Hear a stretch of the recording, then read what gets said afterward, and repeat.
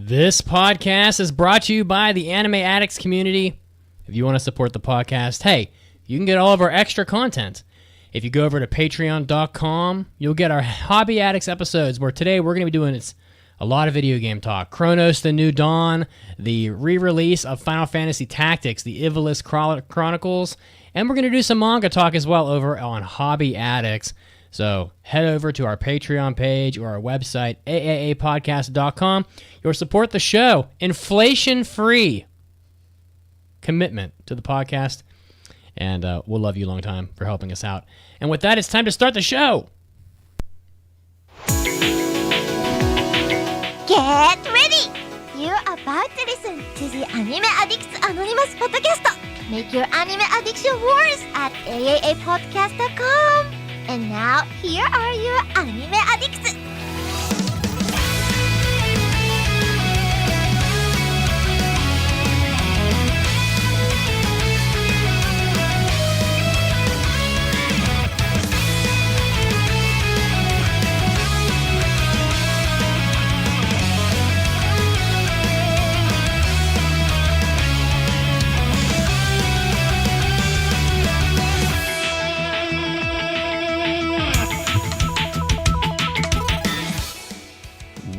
Welcome into, yes, incredible, the Hapyaku 800th episode of the Anime Addicts Anonymous Podcast, where, yes, still, to make your anime addiction worse, that is our mission.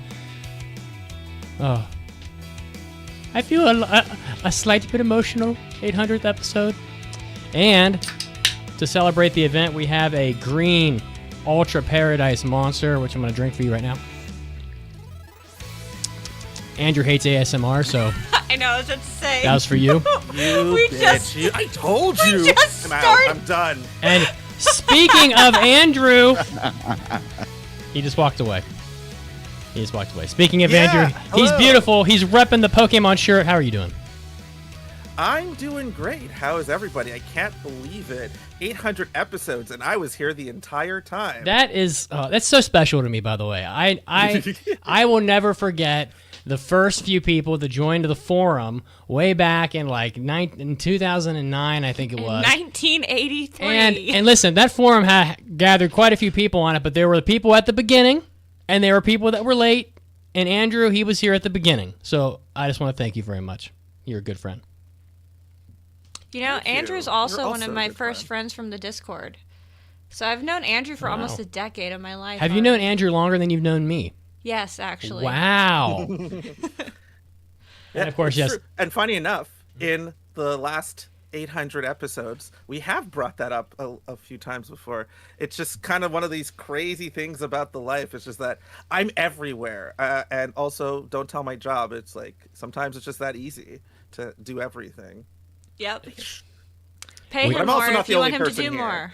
Yes, indeed. I must introduce the rest of the hosts. We have a beautiful man. I thought he'd be wearing a Washington Commanders. The name keeps changing. Washington Commanders shirt. It's Otaku Cop. Yes, right in the house. Where is your shirt? Come on. Oh, we play on Monday night, so today I'm rocking Monkey D. Luffy. Oh, in honor very of the podcast. Indeed, very important. Yes. And of course, with the chocolate chips mixed in today, slightly melted, real butter, none of that whipped margarine shit they give you at Waffle House. It's pancake. That's correct. And I am in fact wearing my vintage Chicago Bears pullover that I stole from Papa Pancake in high school. So lock her up. She stole Papa Pancake sweater. So. And he's you know what? He's been sweeter recently. We'll say he's got M&Ms. Yeah, he's getting his shit under control. All right. Well, thank you guys for tuning in on the show today. Well, actually, you know what? I'm just so excited. I need to get my shit in order here. You can watch us live on YouTube. See, I'm not my shit together. It's not 800th episode. It's at 10 a.m. Sundays.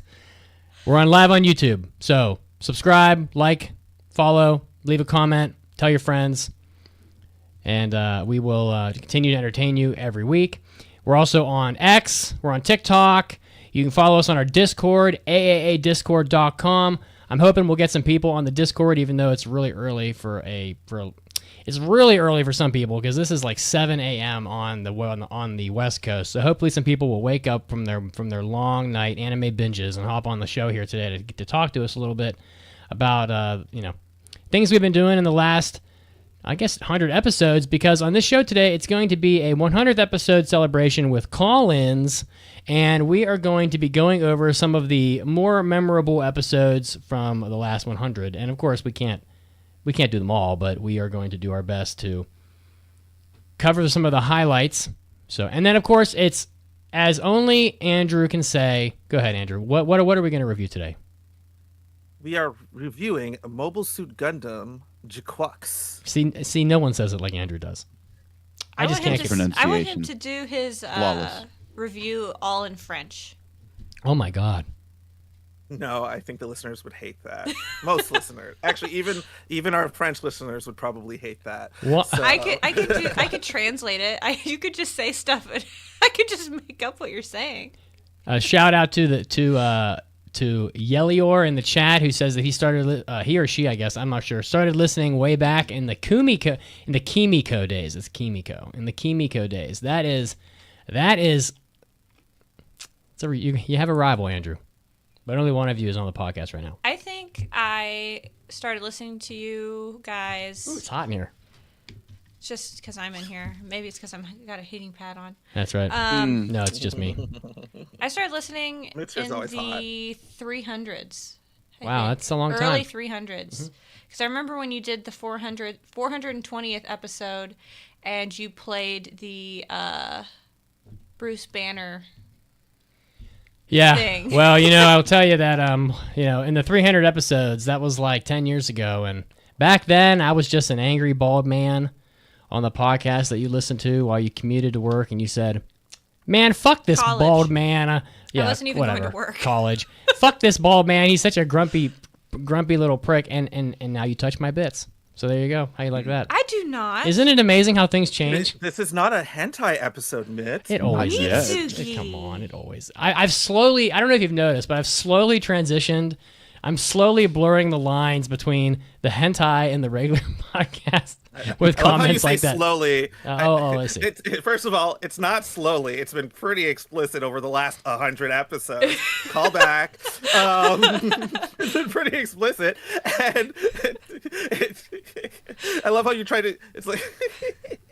Sorry, never mind. Explicit, hella photogenic. Say it. Say it. Just say what you have to say. You know what? Come on. I just want to say you have not been alone in this endeavor, but also it's just fun to call you out because you're not the only one. I've also said some racier things on the podcast about bits and whatnot. I feel like we're all but you can also support us with on Twitch. Which I think is funny because it's like we all say Mitsugi is like super like raunchy and bad, but we're all standing around him like poking him and like pushing him further all the time. Pancake. I'm like this in real life too. Give that away. I'm like this in real life. It doesn't help that Raggedy and I are becoming pony boys and we're embracing the Taiki shuttle. Yeah. So Mitsugi is just getting more reasons. The new brony. Taiki shuttle. Ugh. How dare you God, guys I'm and your brick horses and your horse girls. Ugh, They're just so getting more and disgusted more with popular. Y'all can't stop that train. You can't stop it. And I don't actually. and Pancake and I still need to make a trip up to see Otaku Cop. I want to see a hockey game. And when our bald heads collide, it will create a Zek Nova. It will. The DMV's not ready for that energy. It's just not ready. And for those of you who are wondering, if you live in the D.C., Maryland, Virginia area, that's what we call it if you live up here. We don't mean the Department of Motor Vehicles. That's what I thought DC, you meant. Maryland, Virginia. I know. The I had fuck to are you correct. talking about?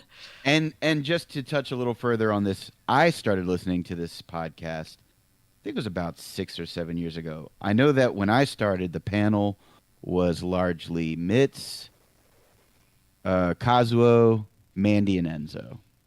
That's who the main hosts were when I started. Oh, I remember when you first started coming around. Mitch was like, my friend Otaku Cop on the Discord. Yeah. He plays footballs with me. It's hot in here. Are you getting embarrassed? Yeah, I'm embarrassed. Yeah, I'm rubbing my belly. All right. Discord. Well, so many more memories to go through, but let's hit the big news of the week. We have an 1,800-word outline. So I checked. I didn't type any of it. No, I did tell you what to no. put in there, though. No, it was mostly everybody but you, actually. But anyway, let's get started. おー、大ニュースです。It's time for big news of the week. All right, so I got two here because one of them was for Pancake because she never does it. I did it And this then week. she was like, I actually have one, but I already typed it all. So Duolingo is launching its own anime, which I don't know. Hopefully it's animated better than their Japanese language accuracy. Not to throw a sick burn, but it's going to be a 5-episode short-form series produced in collaboration with Titmouse. That's a type of mouse. Ugh. They're really cute. Yeah, but it has tit in the name. It's super funny. I'm sorry, it just is. I mean, there's a whole bird species where they just call them like different kinds of tits. There's a bunch of types of tits. You should look it at up. the gentle spotted tit as it Yeah. lands on the branch. Tons of tits everywhere out in the wild. I love titties. So it's an LA-based animation studio, which means that this is not anime, even though the article called it anime. Sorry. Can we all agree if they're animating it in LA, it's not anime? Yes. Does anybody disagree with that? And the photo you have pulled up doesn't even look like anime. It looks like a cartoon. No, it Oh. looks like something on a Cartoon Network lineup outside of anime. So, yes, well, they are known for Big Mouth and Metalocalypse, so that's probably where you recognize it from. So is it going to be kind of raunchy? I doubt it, because it is about it's casting Duo, the owl mascot, who has tits on his head. I noted that. It literally, he does. If you look at the photo. He has tits on his head. I'm sorry. It's true. And as the star, see, it is funny. Yeah. No, he What? doesn't. Are you out of your mind? Have you ever seen an owl? Yeah. Are you stupid? That's what owls look like. No, it's not. Okay. No, it's not. So this If is anything, he looks like a police badge.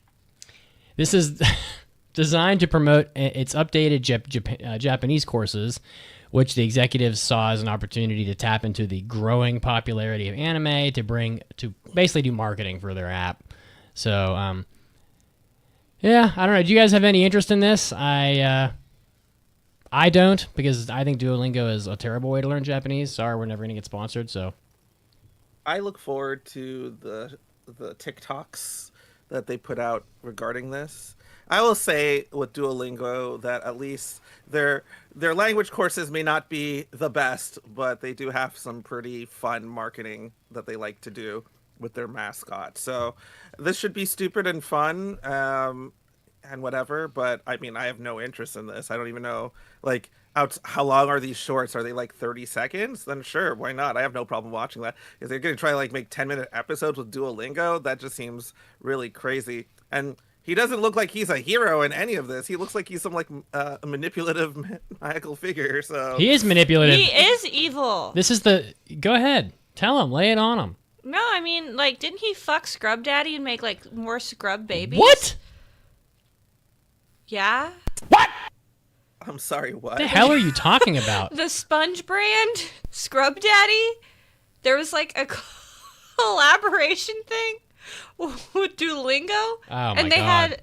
look it up, Duolingo with Scrub Daddy. The owl from Duolingo had sex with a sponge? Everybody look created- it up. Yep, Scrub babies. Interesting. Okay. I don't care about this, but it's probably going to make some good memes. So that's probably what I look forward to Duo most Bird. out of this. The Duo Bird is just a big meme. He's just there to break in like the Kool-Aid Man and make you do your flashcards. Yeah. Well, as the synopsis says, he is here to to become the guardian of the streak, which is basically where they harass you at every corner of your life to go back into the fucking app to do inane exercises. That was keep your streak messed going. up. I can't believe you actually brought this to my attention. Oh, the Scrub Daddy? Oh, should I pull this up on the stream? It's fucked up, isn't it? It's real weird. Is it going to get us thrown off of YouTube again? No, not at all. No. It's But it's weird. It's just weird. All right, I'm looking this up. Weird. It's a video. Oh, it's a Weird. video. Yeah. Yeah. Beautiful moments with Duolingo and Scrub Daddy. All right, let's see what this. Let's see if I can pull this up. It's Oh, this is ridiculous. It's just two mascots hugging. yeah. Wow, that's a really well made like suit for that bird. They use it a lot. They He's probably laying get a lot eggs. for it. No, he's giving birth. No, he's laying. Oh, he's sponge giving birth to babies. sponges. Can I get this on the screen for people? God. Oh my god, it is. It is. It's a thing. Check out. It's Check it certainly a out, thing. listeners. Check it out, listeners. Duolingo, Scrub Daddy, baby. Get and it? It'll be one of the videos. Glad you came. And it's just so silly. And there's like, why? Who thought? Who approved this? It's well, actually, probably AI. There we Now go, that I we got know it. a lot more about Duolingo. Wow. But Yeah, like what? Oh, he's rocking the sponge baby back and Yeah. forth. Oh, how fucking cute. All right, next news. Item. Anyway, sorry. So this is the one that was for Pancake. High Dive, which is the worst anime streaming service of all time. I'm sorry, I'm just gonna. It just is. Oh, come on. Who's worse? well, Retro Crush the is way pretty things bad. are going with certain CR, maybe. Okay, well, CR is relevant here. So Crunchyroll has been in the news again because man, anime used to be a medium where you would have to go online and watch really bad fan subs, which I think was the heyday in my opinion. I love that shit. The really bad, like yellow, questionably accurate subtitles that you would get that were illegal, but whatever, everyone loved them anyway. Well, Crunchyroll had originally raised the bar with accurate translations that were in like tons of languages. So everyone thought, oh, Crunchyroll's so great. You know, they did really good typesetting and it was accurate and everything. So, but Crunchyroll is having yet another controversy because they that are specifically surrounding their subtitles because of the implementation of AI. So they have apparently just implemented AI. They've dismissed the needs of various people who require closed captioning. They've abandoned the typesetting for their subtitles. And as CEO Raul Purini announced not that long ago, in early 2024, that they were going to be using ChatGPT, he says, quote, AI is definitely something we should think about at a lot of different workflows in the organization. Right now, one of the areas that we're focused on is testing the subtitling and our closed captioning, where we go from speech to text, how we improve and optimize our processes so that we can get subtitles done faster. Then High Dive comes along and just throws a haymaker the other day, I guess. So in response to some posts on X, High Dive chimes in and says, in a move that apparently was widely interpreted as a rip on Crunchyroll, they said that they publicly confirmed that their subtitle process is handled entirely by humans, and in what most people are interpreting as a jab at the bullshit AI slop that as being coined, that's being used for subtitling by Crunchyroll. So I don't know how you guys feel about this, but High Dive getting a little bit of nutsack there, coming in hot. Well, I just want a happy tired. medium between AI slop and Western interpretations with liberties. Because if I have to watch one more dub where someone's talking about Riz or something giving something. Oh my god, I said that shit last night! And Pancake hates it. She loves that shit. She's like, it's Just giving, it's giving. Translate it like it's supposed to be. Don't make it your own. Well, that's translating, but localization, love and it. it's who they're trying to appeal to, right? So I used to think that was really silly how they would translate some things. Actually, no, I don't. I think I've always agreed with like localization to some extent, and the fact that nowadays you have the option of getting, if you want, like the original other languages if you want, or something to that effect. But that is sort of how things evolve. Language does evolve over time. So now the kids are using Riz. Anime is predominantly directed at young and teenage boys more often than not. And they are using things like Riz and 6'7" and all the. So, wait, What whoa, does whoa, whoa, whoa, 6'7" 6'7"? I don't know. I never. Nothing, I didn't actually finish that so-so. video. It's just like based off of. It's just a meme. Somebody did a song where he does 6'7", and it's just a thing people picked up, and they just went. It literally means nothing. Yeah, It there's nothing means to it. nothing. Yeah. Okay. 6'7". It's like what's up, basically. What's up? It's like the equivalent. That's so funny. Yeah. Wow. That's stupid. How do you feel that Otaku Cop also hates its giving? It's fine. I mean, what else? What else would you say though? In some instances, Well, Anything. there's I'm just going to lots be of the angry things. man on my porch, shaking my fist at the clouds. I remember when anime was translated and it made sense. no. I mean, Wait, just- when was that? Never. Yeah, Certainly not the 90s, I can tell you that. or the '80s for that matter. They used to have motorcycles. I with love me. women tits. I love me my donuts. Okay, in my anime. Okay, I love me my donuts. And They're clearly sandwiches. rice balls, and sandwiches. Or wad of cash if you're Dragon Ball. To I guess go back to it is, and I was talking to my friend last night about this. Funny enough, because he was complaining that all the different there's like a whole bunch of settings that are supposed to be able to like modify and like at least fix some of like the subtitle sizing and all that stuff, and for some reason none of that was working, and Crunchyroll is aware of it and they're fixing it. And what happened is they probably, which would they could have, they're just trying to save money, which is kind of crazy because they got all of this money from Sony. And it's interesting that, and I guess we're never, I mean, Crunchyroll doesn't sponsor anybody anyway, unless you're like some crazy YouTuber, from what I understand. So we're never going to the Crunchyroll Awards, and especially not after I say this. So, Say it. Do it. Do it. Fucking drop the bomb. We thought that Sony buying Crunchyroll would make Crunchyroll better, and it only exacerbated the worst parts of Crunchyroll, which was basically the lack of them caring.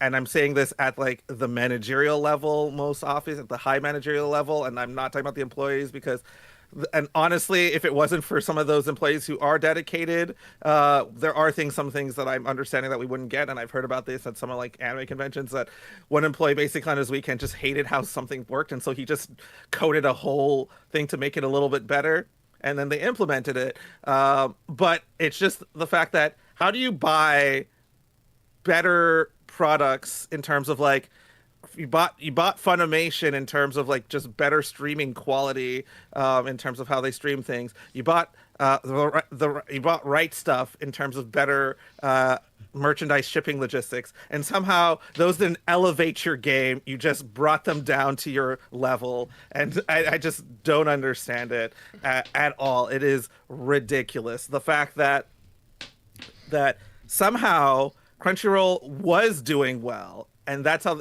and the only reason they were doing well is so that they could get bought out, which is what all these companies do, is that they get better so Yep. they can get bought out so that they can become trash. And that is really annoying because they also monopolized on a lot of the market, and that only hurts fans. And the only reason they're getting away with this is because fans like us support a lot of this slop content. Like, holy Based. cow, how do you go Where's and my have one of the point? highest, and I know Crunchyroll's getting a part of this, there's no way they're not. How do you go and have one of the highest grossing movies of the year and your content on your website still looks like this? Like, what the hell? Anyway, rant. Wow. over. Point. That was, yeah, Point. 5 points to Andrew. Yes, indeed. Jesus. There's Well- a reason why I host the Around the Horn. I would destroy you all. That is, yes. Yeah, you would. Yeah. For reals. Like, fuck. It's the same Well, shit. I mean, they have Infinity Castle, right? And they have Rize coming out, and apparently that's like gonna do gangbusters too. So, Infinity Castle's up to almost 700 million. like, I heard the Chainsaw Man movie's better. Uh-oh. it's got a better score on Mal Oh, really? Is that or, true? I'm or gonna look that up. IMDb. I'm gonna look that up. I don't know. Shots Whatever. fired, Demon sorry. Slayer's fine. Demon I Slayer's don't fine. care. I just like making fun of it because it's funny because people get so mad. Oh yeah, it's fine. It's definitely, it's I like think it's IMDb. it's like Bleach, you know. I mean, it's better than Bleach, but it's like Bleach in terms of like, it's one of the big three, but it, you know, No one's Yeah. talking about it like One Piece. Anyway, or we'll move. Naruto. We'll move on here, but it's the same thing that private equity does, Andrew, is they come in. I was about to say, this is like what they did with the company I was at Yeah, prior to this company. They come in and they buy a company and they come in and they strip out all of the waste, so to speak, of like the wasted money the company spends to make things a little better for the customers, to make the profits go up. And then they go, okay, well, all the profit valuations of companies are all based on the total value of the companies are all based on profit. So they go, you know what, we're going to come into Crunchyroll, strip out all the luxuries for the consumers, make the product shit, but you still eat the slop anyway. The profit rises, and then they sell you to somebody even worse and make a profit. But I'm not. Crunchyroll's not going to do. Sony's probably not doing that, but they're not a private equity company. But I also got to say, on the topic of bad streaming services, why does Amazon Prime suck as a service so bad? it sucks.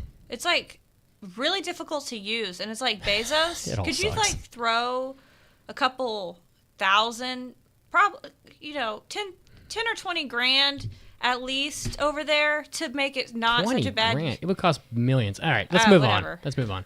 All right, what's going on with the news thing that you did come up with, Pancake? I'm so proud of you. You came up with your own Yeah, news why'd you put entered by Mitz, of course? because you're my wife and I like to make fun of you. That's what I'm supposed to do. See, The you see that fuck? huge smile that Otaku Cop just had? He knows. Look at him. He's like, yeah, see, I'm supposed to like slap you in your ass while you're cooking and like throw bread at your head. That's what I'm supposed to do. Throw bread at me. That's what YouTube has taught me. It's all these reels of people like going, the life of living with your husband. And he's like, he walks over and like does the blah, blah, blah, blah thing with your lips and then smacks you in the ass and leaves. If you did that, I would punch you in the Sticks gut. an egg down your pants and smashes it on your butt. Whatever. Okay. Oh, So- she doesn't like it. Just a little thing. Mm-hmm. It is Nana's 25th Nana's manga 25th anniversary this year. And in the show and in the manga, Vivienne Westwood, a brand, is featured heavily. So there's a new cover for the first edition of Nana coming out, and it will be available at limited copies are going to be available at Anime NYC, and there's also going to be a pre-order at Books A Million, I believe. You'll be able to get your hands on it, and then the cover is a special cover. It's featuring Vivienne Westwood with both Nanas and the what you call it, edging Yeah.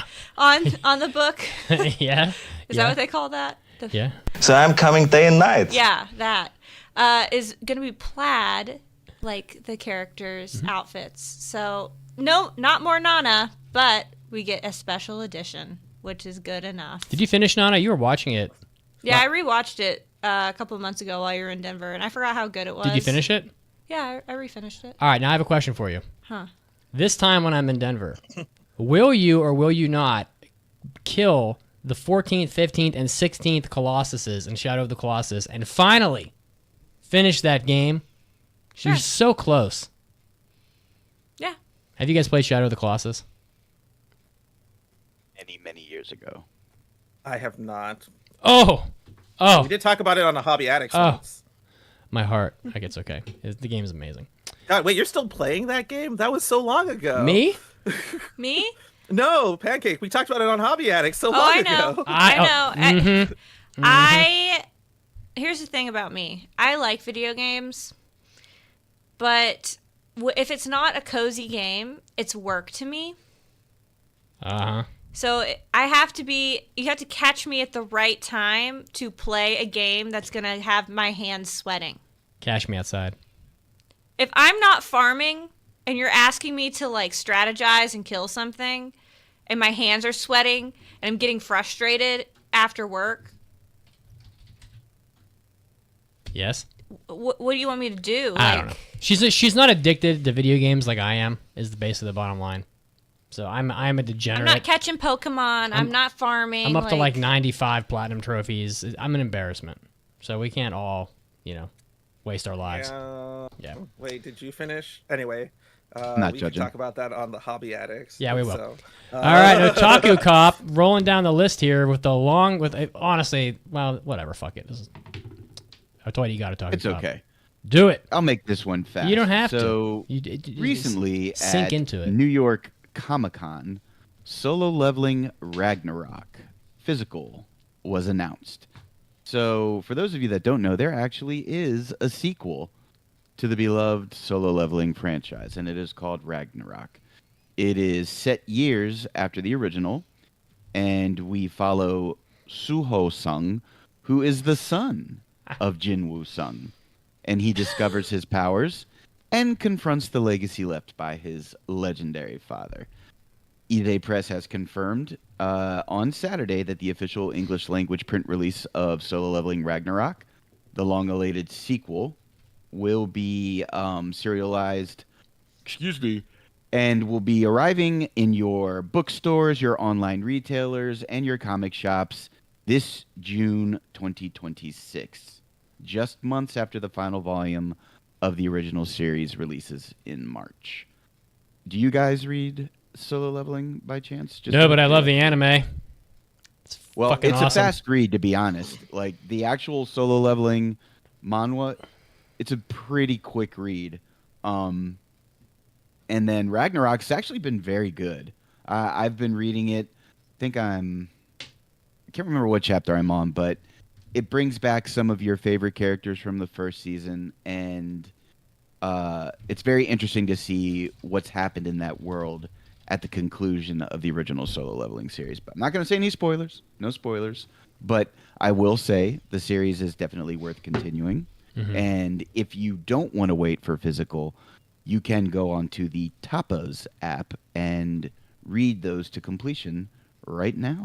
To completion. To completion. That's right. Mm-hmm.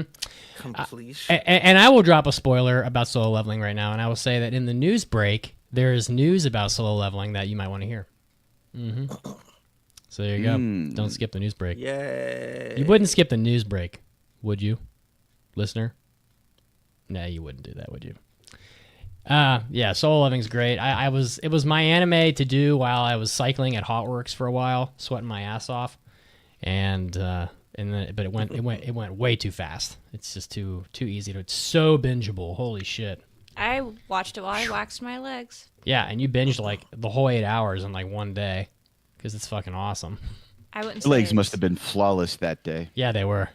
It did take me 8 hours to wax my legs. That would be so terrifying.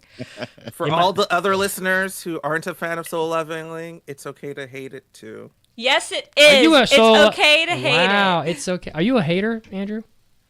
I liked it in concept and in theory, and I disliked how basically by the end of by partway through season 2, everybody else became irrelevant to the story, essentially, and that is my main gripe with the show. Is that there's when Otaku said all of your favorite characters, I'm like, what characters? What characters? There aren't any other characters. What are you talking about? Nobody is interesting in that show, and nobody can do anything. At least as far as I've gotten in it, but that's what I heard. It continues that it's just like it becomes a one-man show, and I get it. It's called Solo Leveling, but look, I got bored of power fantasy a while ago, but that's just me. What's your big news? I think it's well produced. I just think that the story-wise, it's very lacking. Andrew, while you're on the topic, what's your big news for the week? Oh, yeah. So my big news is that Gundam is, for the first time ever, hosting a #1 multilingual Gundam ranking poll. So normally there's all these Gundam ranking polls in Japan, and they've been happening for decades. All right. And what it's happening is that now, and I'm probably as a whole thing because we're coming up on like I would say we're coming up on the 50th, but the 50th is, they're probably getting ready for the 50th in, whatchamacallit, in a couple of years. In 29 will be the 5th. Actually, hold on, 50th? No, that's wrong. 60th? No, we're hitting 50. 79. Yeah, no, so 50th is in like 4 years. So they're probably starting to figure out what they're probably doing for that. And so probably this multilingual poll, as Gundam has gone more globalized in the last like decade, even more so than with like a lot of the Gundam.TV and all that stuff running some shows on a regular basis, and they kind of like rotate through some of the shows. So essentially this is going to rank essentially 233 Gundam units from like the myriad of shows, and hopefully something other than the Strike Gundam or anything from Seed might hopefully win when you like expand it out to a more globalized audience, because the basically the Seed Gundams have been winning for almost basically since Gundam Seed came out. I mean, why is that? I don't know. For some reason, they really latched onto Gundam Seed.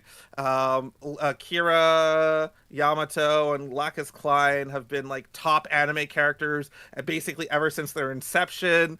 I think they were dethroned by, we just talked about it. Demon Slayer characters, maybe. But yeah, so it's just one of those things, and it's unexplainable, but people just fucking love it. Seed over there, it's like one of the things they grabbed onto, you know, like how people just kind of like somewhat irrationally love Dragon Ball and somewhat irrationally love you know, like Doraemon or something. It's like they just glommed onto it and they just loved it, and the show was fine. It's a pretty decent show, minus all of the stock footage that they reuse and like flashback Amal Fukuda and all those things existing. But for some reason, and you know, the suit designs are pretty cool, but like there are way cooler suits out there. But for some reason, Siege is just taking it. Which one is your favorite? Who are you going to vote for? Me, I'm always going to vote for the RX-78. It is a nice mix between something goofy and something classic, and something that could modernize in such an easy way, as we see it literally almost in every single Gundam show that comes out. There is a version almost of the RX-78 in it. So let's kind of basic though with that answer. Let's move on here in a second, but I will say that I appreciate the RX-78 because I think it is the mobile suit that looks the most like a toy. It looks just like a fucking toy that you would pull out of a box. It's shaped like a toy. It looks like something that you could buy for a child and have it be out of the box usable, as opposed to like some of these Gundams that have like all these like spikes coming off them and little bits floating around them and shit that you can't really like. I don't know. It'd be harder to sell as a toy, but all right, cool. Well, let's. Why don't you let us know who wins the poll when they're done doing it? They're doing this until so basically everyone, you have until Christmas, Japan time, end of day Christmas on Japan time to vote, and yeah, do it. And I think they said they're going to announce it probably they're announcing it in the spring, so probably around the spring season. So that means we might actually be getting a Gundam show for spring 2026, if that's when that's looking to be announced. Well, just in time for the discussion about some of the more interesting episodes from the last 2 years, I guess. We have Raggedy Doctor in the house. How are you, Raggedy Doctor? I thought I smelled a rat. A rat? Made it. Did you fix some knees today? Today was hips. Hips. Yeah, well, that's You your like favorite. those better That's your anyway. favorite. Have They you don't helped lie, anybody with apparently. They their do not lie. normie-isms? Gotta cure the normies. Gotta cure them. Well, listen, guys. When I started this podcast, 16 You had hair. years ago, I had hair. I went from being scrawny to being insanely fit to being buff to being old. But really, this podcast has been probably one of the greatest honors of my life. We'll see, and my life's not over yet. And I mean that. And I have made so many good friends here and found my wife. And, you know, the podcast has followed me all over the place. You know, we went from Florida. We've done this podcast in dorm rooms. We did it in my condo. We did it in Japan. We came back to Florida, did it in Denver. You know, I've done this podcast all over the fucking place. I've done this podcast at conventions, and it's just, I don't know. It's just great to have people that have been with us all the entire time, and it's a great honor that people are interested in and putting in so much time to listen to so much of me talking about whatever and so many inappropriate jokes that I'm just, I don't know. I'm just humbled by the fact that we're still doing this and that people still listen and still contribute, and thank you. That's what I want to say. So. Aw. Well, Me and Otaku and Andrew talked about when we started listening. What about you, Raggedy? How long have you been lurking? Yeah. Oh man, it's been on and off for a while. I think the first one I ever listened to was when Icy Rose hosted a Jeopardy episode. I can't that was a remember long which- time ago. Yeah, I don't remember which one that was, but that was like the first one I ever listened to. So it's been on and off since then, and then much more consistently since 2020-ish, 2021, I want to say, was when it was more like it every week. And then now I've morphed into part of the show. We did a Jeopardy episode on episode 489. Oh, that's Anime Jeopardy Returns. So there could be another one. First one. This is a first one, yeah. Yeah, so yeah, we do have a pretty good search function on the site, but it's only picking up the one. So, well, I'm happy you're here, Raggedy, and we have some funny clips that we're going to talk about while we go through these episodes. But hey, the first thing on the list here is, hey, this is all from the last 2 years, last 100 episodes. Well, we added a bunch of new hosts, so we have quite a few of them here today. So thank you guys. I think that everybody that's joined up has added a lot of unique opinions and different personalities, and I'm sure the people that listen all have their different favorite hosts, and it's really great to have diverse opinions. That's not true. I'm everybody's favorite. Oh, okay. Yeah. I was like, I'm no one's favorite host. That one I could tell you. You're my favorite. You're everyone's favorite breakfast food. Definitely. I'm just kidding. But since Raggedy's here, we also started Shonen Showdown, which I uploaded episode 14, this last week. 14. So which one is that one? Yeah, what did you guys talk about on that? So 14 was tropes. For those of you who don't know, because I guess Shonen Showdown can get a little buried in the main feed, it's sort of a side gig that me and Emery do where we talk about shonen stuff.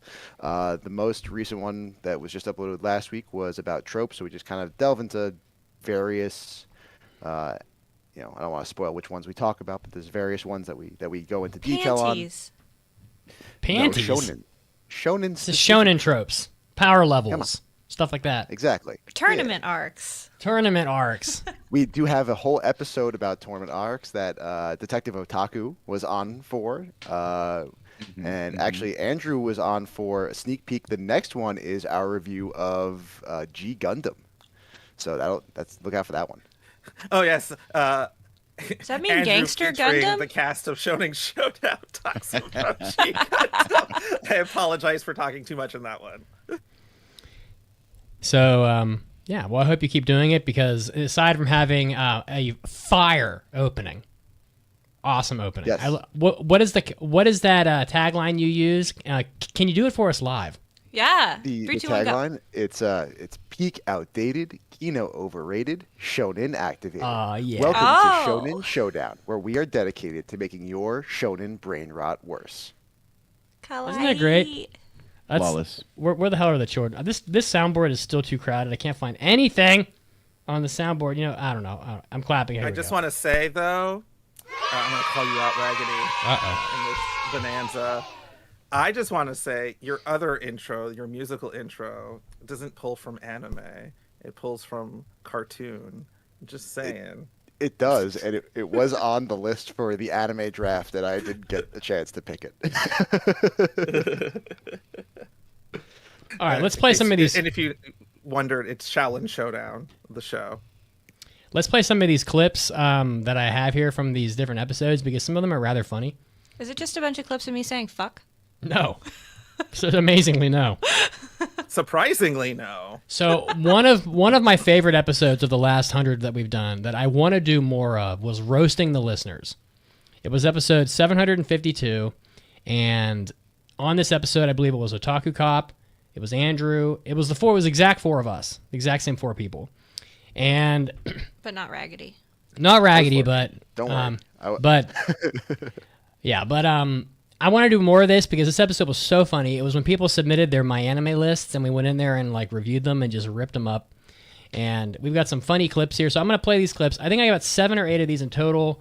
This episode is probably going to be long. It might, I don't know. We'll see. But here's the first clip. It features Andrew roasting somebody about. Yeah, here we go. I'm gonna play it. I do gotta get after you though. You said you don't have much time to watch anime.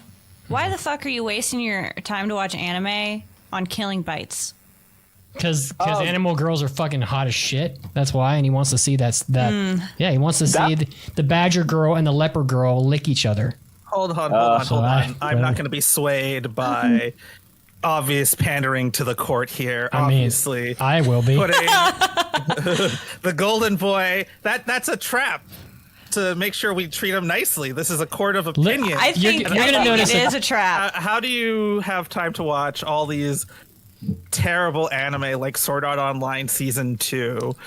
Right? Don't have time to watch Cowboy Bebop pre-2000 should be watched. You don't have time to watch Cyberpunk Edge Runners, literally one of the best things anime produced for Netflix ever.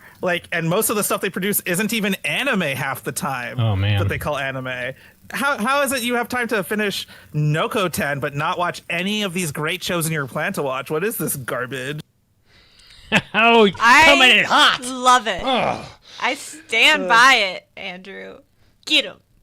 Get him. Do you stand by those words, or do you feel bad being going so hard? Oh easily. Yeah. Easily. What do you think, I may have Raggedy? been, to be fair, I may have been a little harsh. What I think is fuck that stupid deer show. Fair enough. Yeah, fuck. Fair enough. I haven't seen it, but fuck that deer show. And you know what? I still think Edge Runners is probably the best anime thing that Netflix has produced. Yes. Still to this date. So Most of it isn't anime. Not Edge Runners, the other stuff. We can talk more about this episode, but I want to play a second clip, which also features Andrew. So here we go. Keijo's on there too. Whoa! Are you gonna shit on dirty. Keijo? No. I mean, we all Keijo like. shits on itself, to be honest. What are you talking about? How can you shit on a show with a move that should be called Unlimited Butt Works? Seriously, how do you shit on a show like that? It's not. Look, I just want all the girls from Keijo to sit on my face. Okay. Well, obviously. I stand by that. I will forever. I mean, true. I also agree with that statement. I will forever be lauding how Gate of Bootylon should have actually been called Unlimited Butt Works. How do you have so many posterior derriere themed moves and some titillacious ones as well, but you don't go with Unlimited Butt Works? Yes, I get that it's mimicking Gate of Babylon from Fate Stay Night or the Fate series. But really, the ultimate name, and honestly, one of the reasons, basically the main reason I joined this podcast is so I could essentially extol the virtue of it of it being called. It should have been called Unlimited Butt Works. That is just the objectively better parody name for that ability. Anyway. And even better, you could have had the girl who used that move say that I am the butt of my sword instead of I am the bone of my sword. True. Do they really say the Gate of Bootylon in there? Yeah, the movie is called Gate of Bootylon. So fucking great. Because it mimics when I was gonna say Archer, but Gilgamesh basically. Yeah, Gilgamesh. Gilgamesh, because he's sometimes Archer. Fate is weird. When the swords come out of the portals. He can use any basically weapon that exists in his vault. And it opens, and then basically any ability she's touched. But basically, it's a mixture of Unlimited Blade Works, which is Shiro's ability to basically create any weapon he's basically copied or traced, and Gate of Babylon, where he basically pulls weapons out of his vault through portals. It's a combination of both, and that's why it should have been called Unlimited Butt Works. Anyway, I could literally write a dissertation on why it should have been called Unlimited Butt Works. Maybe not literally, but I could basically write a dissertation on why it should have been called Unlimited Butt Works. Well, So- our buddy Rags got to bounce soon. True. So I want to talk about his... Yeah, call Weekend is a bitch. Yeah. But you did do a Naruto trivia showdown Uh-oh, how did that go? before you were official host, and that was fun. This is true.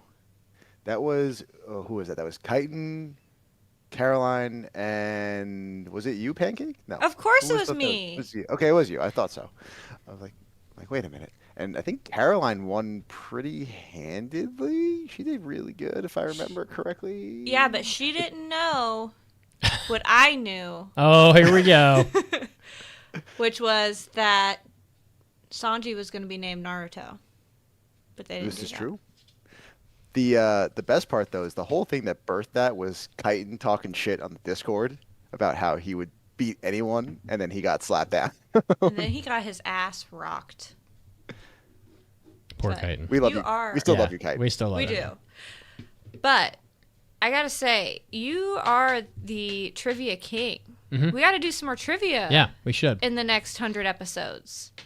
I'm We making notes should. here. I did a whole trivia episode for Mason because that coward kept dodging all the trivia. Oh, did you smash him? Well, it was Caroline, Mason, and maybe Andrew. You were on that one. Maybe.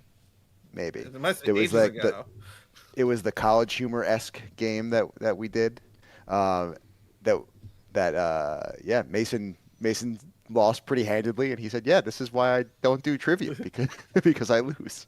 And also, which is fair. Before you run away, I don't want you to think you've escaped the fate of something we should be doing more often, but you managed to escape it for now, the last 100 episodes. But we all forget that Raggedy Doctor over here is one of the most prolific mailbag question Oh givers my in Yes. podcast history. And we still have, and I only remembered this because I went through the mailbag looking for a mailbag question before I ultimately didn't choose one last night when I was resetting the document. He still has like 20 plus questions in the document.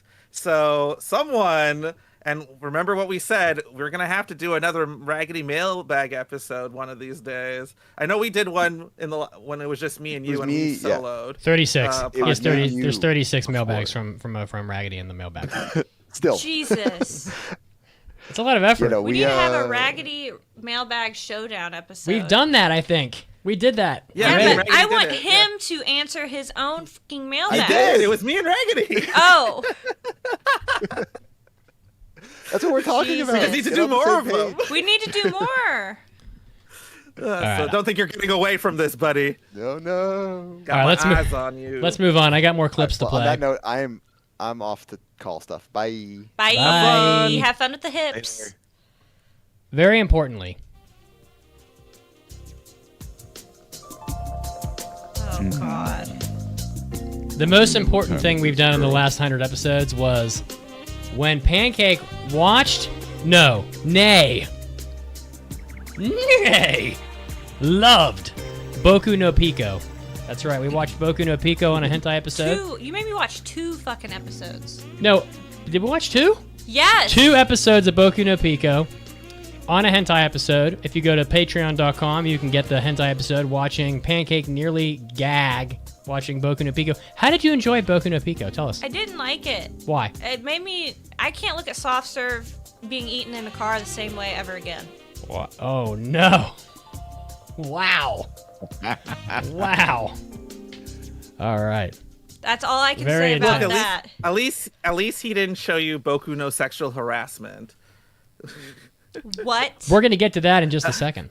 Oh, Oh, okay. I didn't know we were in that kind of episode today. Yeah, because we did an episode. So we were on fire in the 750s, by the way. So the roasting the listeners was 752, and on 755 we did Anime Under Arrest, which was an episode featuring Otaku Cop. we got to do that again. Where I wrote it down. I got it right here. Anime Under Arrest, where we roasted different anime for being just fucking awful. And in that episode, we found something indeed questionable about our friend Otaku Cop here. So I'm going to play that clip. All right. Well, speaking of things that just shouldn't exist at all, the anime Super Lovers, which I'm very curious of why Otaku Cop highlighted this as one that you know about. It was morbid curiosity if it was as bad as I heard. And did you watch the whole thing? No, I turned it off about probably halfway through. Oh, Maybe a little- halfway. I'm gonna tell you. I'm gonna tell you something, and I mean this with all love. I submit to you, a bald man wearing a jersey, voluntarily watched 2 hours of pedophilic BL from Super Look. And stuck with it for 2 hours. That is, you know what? That deserves. Yes, indeed. Disgusting. Not the children. What do you think about that? Do you remember this? Not the children. Of course I remember this. Not like this. Not the children. Yeah. Don't watch that ever. Let the boy watch. Let the boy watch. Oh my god. What is that from? It's fuck. Isn't it a Will Ferrell skit? Let the boy watch. Oh, okay. Yeah, Eastbound and Down, Will Ferrell. It was from Eastbound and Down episode. Beverly, let the boy watch. Let the boy watch. So in your defense, you might have watched half of Super Lovers, but I have seen all of it because we reviewed it. Disgusting. We reviewed it on the podcast, and it doesn't get any better in the second half. So I just tell you right now. But there was there was much more said on this episode than just that. So here we go. Okay, Mitsugi and I are both passionate about this one. We're gonna touch again because I brought this up the last time I was on the podcast. Neon Genesis Evangelion. You are charged with numerous offenses to the anime community. First off, Shinji, indecent exposure and public masturbation. He did pull his penis out. The franchise, he surely did. The franchise as a whole, abandonment and neglect to the community as that whole ending, or whatever the fuck that was, that fever dream that Mitsugi and I were put through back in the 90s, it just... for me, they can go straight to maximum penitentiary for the way that they handled the end of that show. You know what's so... You're going federal, no daylight, 1 hour of exercise a day, meals through the door. Real pound him in the ass prison. Yeah. I'm just no gonna parole. Say, in my age, and to be honest, I only watched Ava in my 20s, so I did not fall for it in my teen years like most people do. In my older age have come around on the ending to the show as probably, and I haven't seen the last movie yet, as probably the most coherent of the Ava endings in the grand scheme of things. So I'm just saying, it's actually crazy that that's the most coherent ending of the show. Not to spoil Gundam Gquuuuuux, but I kind of felt the same way about the ending of that shit. Oh. Okay, we'll get to that later. But that's not all that happened on that episode. Next, I have Fruits Basket, which is charged with child abuse because Akito needs some fucking repercussions because what the fuck? But you love it so much. I love Fruits Basket so much. What does that say about you? A lot, I think. I guess that I love child abuse. What is this, a roast? This is all because... Well, I don't know. It's basically a roast episode. Yeah, it is. It really is. It's a roast episode by another name. Every 100 episodes, we come out and get our lashings. Well, we got to stay humble, you know? So, I love how the blue PlayStation 2 signage just creates a blue sheen on my head. Look at this. Wow. That looks so beautiful in the blue light. Yeah, so... Well, we need to do more of the anime under arrest episodes because I intended for that to be semi-regular, and it's been almost a year. So and the drop for it is so fucking good. Honestly, yeah, that's one of my favorite drops I've ever done. So I definitely want to be able to play that more often. So let's see. Let's see here. The anime presidential debate was pretty fun. So that was also in the 750s. So we did the anime presidential debate featuring Anime Satan. Yes. Welcome to the 2024 Anime Presidential Debates live on Anime Satan TV. You know, when it was decided that this debate was going to happen, I thought to myself, man, politics really is hell.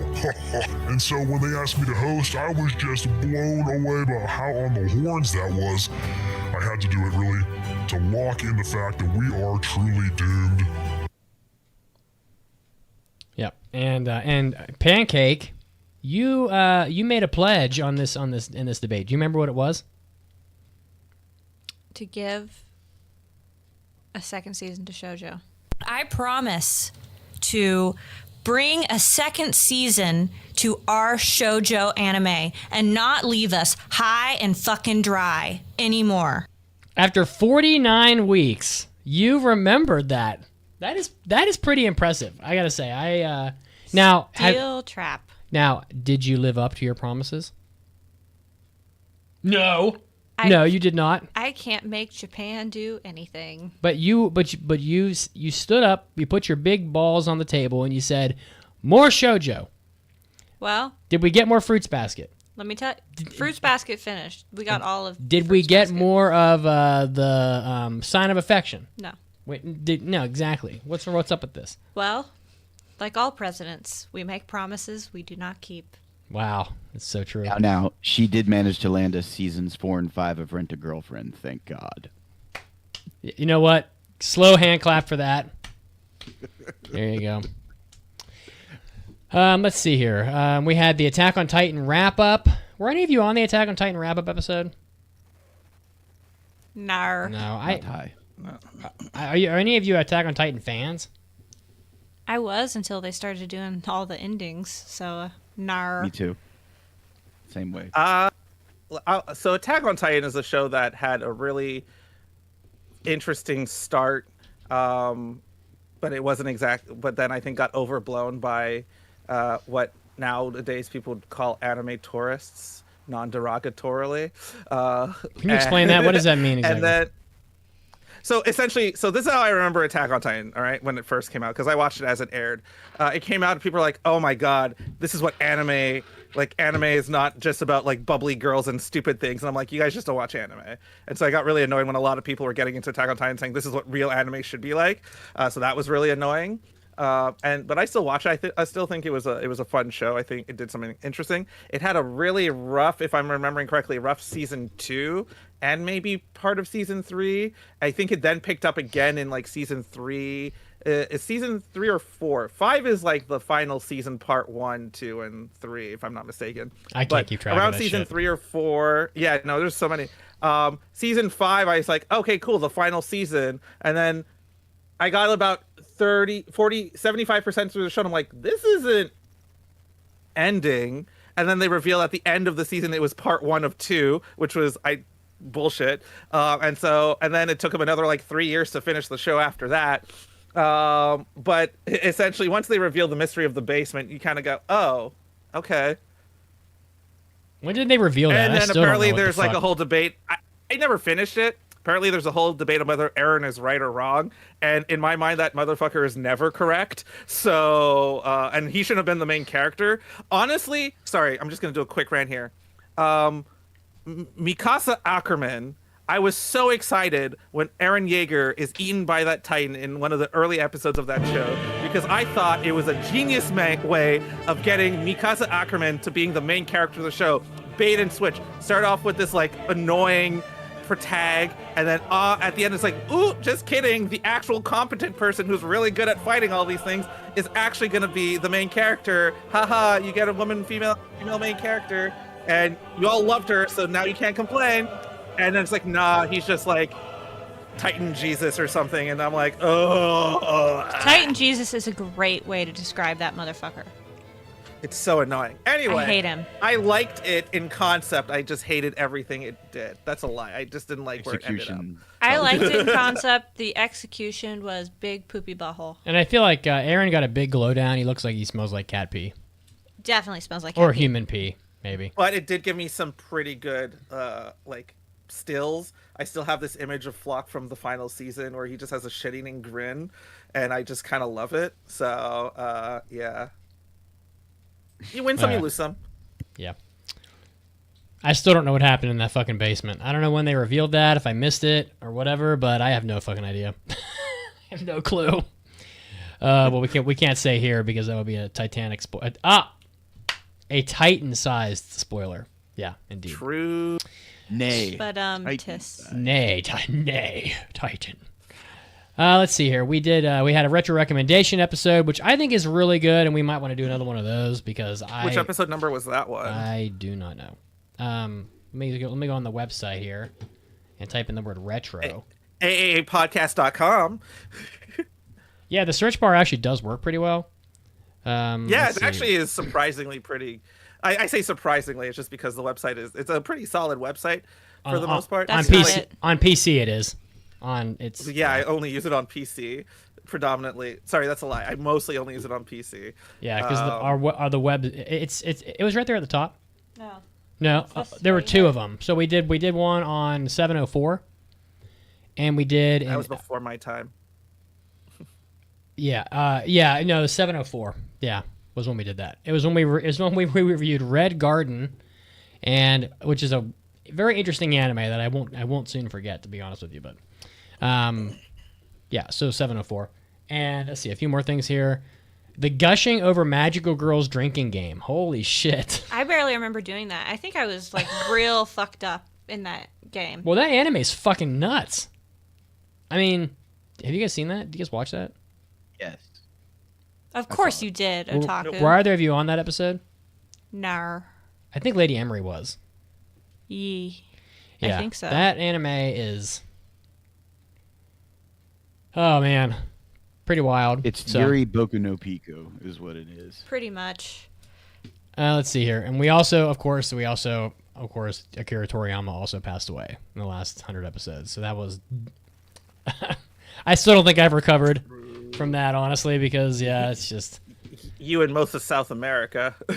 Oh, there's two more here. We also had Family Feud. We had Family Feud on episode 786, God, we got fucking destroyed. The Discord... Yeah, we need to redo that again sometime. The Discord absolutely abused us on that episode. That was really bad. We did a couple episodes on our Japan honeymoon trip, which we're about to take a third Japan trip here. I'm going to miss more episodes, guys. I'm sorry. I will be in Japan, and so will Pancake from the 23rd until the 3rd. So that's coming up very soon. And I'll be in South Korea at the same time. Oh, shit! So Andrew will be running the show the whole time. That's right. Well, Mason will be. I'll just be there to be sexy and cute. You can run the show. I know you can. South you can Korea. Press record. You got to eat everything in that country. That's the plan. Eat everything. Eat our way through Seoul and Busan. Cheongju. I would steer off that train. Yeah. Oh, yeah. It's true. Yeah, that's not a good train to be on. I would steer clear of the street vendors selling silkworm pods to eat. Not my thing. No, I won't be eating that. So. How about no? How about? I do have that drop in here. Where is that? Yeah. How about no? All right. Which one was real? Both and neither. Other fun things. I recorded a lot of episodes with Mason and Caroline in our as a trio. It just worked out that every episode I could be on for a good stretch there was me and Mason and Caroline. I know. I thought you were avoiding me for a while. I was like, the fuck. I can only do it every other weekend because of my work schedule. More like you were avoiding me. I put mine on first, just so you Shots know. fired. I put mine on first. You are very good about filling in the... I will say, I think Andrew is the best about going in and putting the weeks he's going to be available on. Yeah. What about me? I go in and I add more weeks, and then I literally do it. I'm not counting you because you're making the thing. Okay, fine. Andrew's like, all right. Andrew gets first place. He's blue. He's blue ribbon boy. It's fine. But I had to miss a couple just because of like timing. But even where I can or like work schedule stuff, like I'm gonna be in New York on the next one I'm recording, and because I would have had to cancel it, but because of the new recording time, I'm just gonna probably miss out on like maybe a Hobby Addicts after the fact or something. But I'll be in New York in a couple of weeks. My yearly trip. And the other thing, I will be in New York currently, or I would have been in New York by the time this episode comes out. No shade, it's just at all. I was gonna say something. Yeah, and so we've had a lot of ups and downs. There's the episode I blew up at Mason and Caroline for their hate of I forget which show, and then there's the time I dissociated with Mason and Caroline for their hate at another show. Oh yeah, I just didn't. I was like, okay, well I yelled at you guys last time we did this. I can't yell at you guys again, so I'm just gonna let you guys do your thing. You don't remember what it was? It's okay. God, the animes weren't that good. I just think they were being overly harsh. Were you on the episode where Caroline had a minty bee about to be Hero X? Or was that somebody else? That was a pretty funny episode. Yeah. We definitely... It was definitely Andrew. It was on there. We definitely failed that show. It was definitely failed. Wait, which show? To be Hero X. Oh, yeah, I was on that episode. We shouldn't fail. We did. We kind of failed it. I mean, it was we did. It was gonna be a. It was gonna be a listener choice anyway. A listener choice anyway. Yeah. That was pretty funny. I thought that was funny. Look. All There's respect some to shows Caroline. coming up this season. You are probably gonna have a few Menti bees that I'm gonna make you guys watch. Okay. Oh no! I've watched. I don't actually know. I'm just kidding. You can't do anything to me that hasn't been done.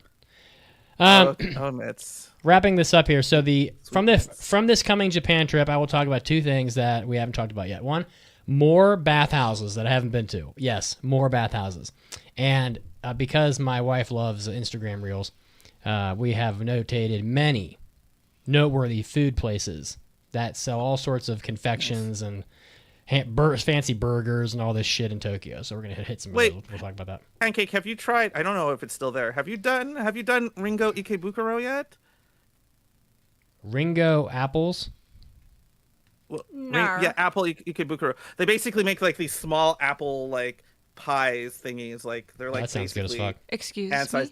I had them in 2017. It's literally in Ikebukuro Station. It's on the outside of it's a pretty big fucking station, so it's kind of hard to say it's in. But it's one of the outside shops. I went there in 2017. I heard it was pretty solid, and there's like a small line to get into it, kind of thing. And it's essentially like a tart, like an apple tart shop. And it's if you're looking for things like that. I'm surprised it hasn't come up. I forget who recommended it. I had it. It's actually pretty solid. I don't know if it's still there, but check it out if it's still there. We frequent Ikebukuro. Yeah, so... Ikebukuro is the best area of Tokyo, in my opinion. It's the most fun area of Tokyo, in my opinion. I will look for it. It's where we stayed on the Japan trip. It's fucking awesome. I make him stay and Takadana Baba every time now. I have not yet sold Pancake on the Mutekiya ramen shop that always has the 2-hour wait outside of it. I think that place is great. Is that was featured in an anime too? I remember It's that fine. ate there. I think it's awesome. I think it's good, but it wasn't just like I was just like, yeah, It's ramen. It's not worth the wait, but I mean. I was gonna say, was it 2 hours wait? Nothing is. 2 hours is way too long. It's a long wait. Yeah. It's not. I'm not disappointed, but also, and I waited in like partial rain for that actually. Yeah, I did too. It was cold and wet and rainy, and I won't do it again. Anyway, but it's definitely worth going to at least once. For one time at least. It's good enough for that.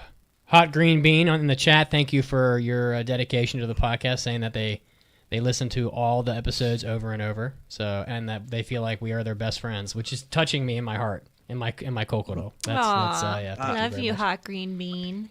We're all about thank you for everybody too. And just for people who are listening to this after the fact, I know we said call-ins. It's really early in the morning, and some people are just not presentable, apparently. So, maybe next time. So, but that was part of the plan. We didn't forget. It just didn't happen. All right. I guess we want to move on to the in-show weekly trivia question. Yeah, you should read it because you are. I will. In French. Dans l'anime Gundam Gquuuuuux, quel est le terme pour le rift interdimensionnel qui est causé par l'instabilité du résonance entre deux alpha-psychomus? Making me hot. In Gundam Gquuuuuux, what is the term for an interdimensional rift caused by instability in resonance between two alpha psychomus? I'm very impressed, I'll just say after the break. Sorry, I had to translate that on the fly. That was great. Oh, and somebody just showed up to for a call-in. Whoops. Ooh. All right. Sorry. They can still call in. Yeah, you can still call in. We'll pick you up after the break.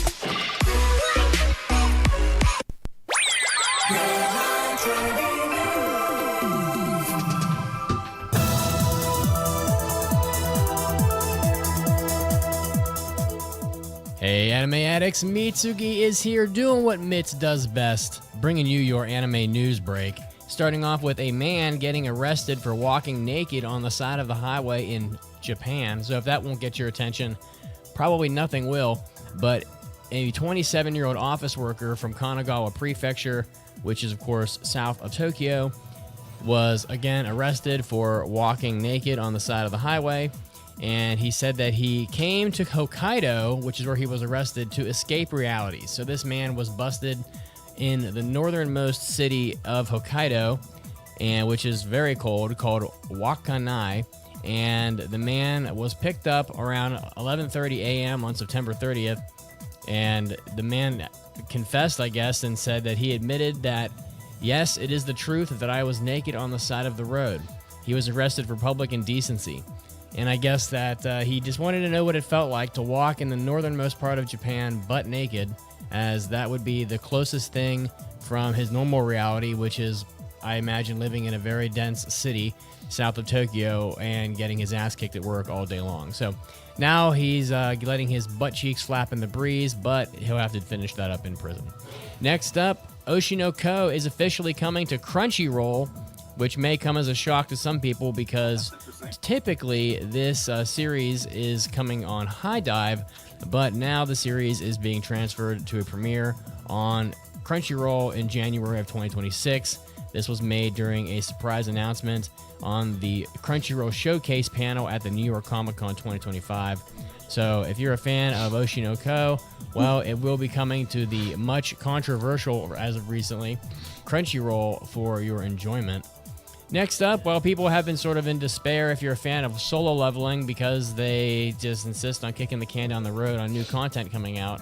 But it looks like in a new interview with the creator, author Chugong, has hinted that a new movie based on the series may be in its early stages of creation, and did not confirm that really, but hinted at it only and said that there was speculation that maybe that is why it's taking season 3 so long to release if a new movie is indeed coming on the way.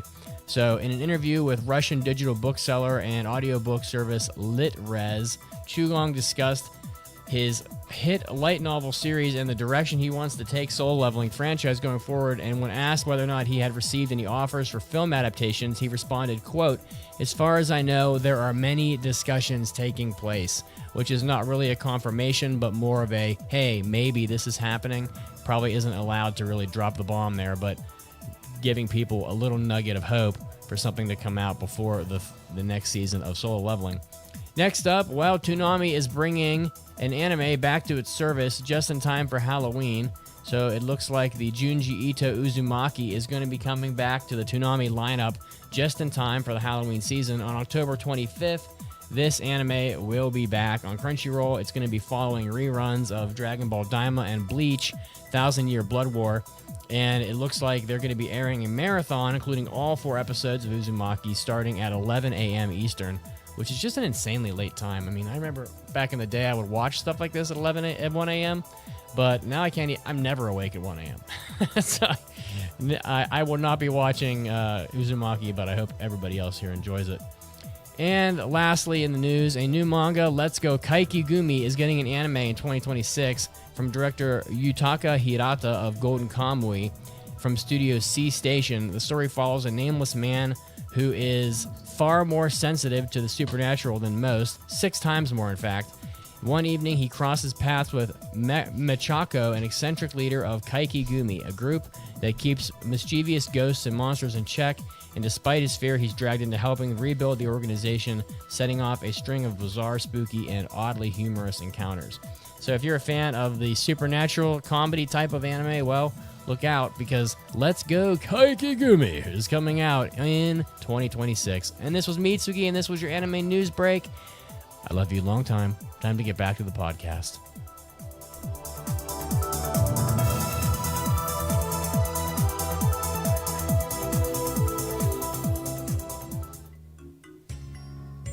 Hey, Anime Addicts. Well, I bring this message to you every week, but the podcast does need your support.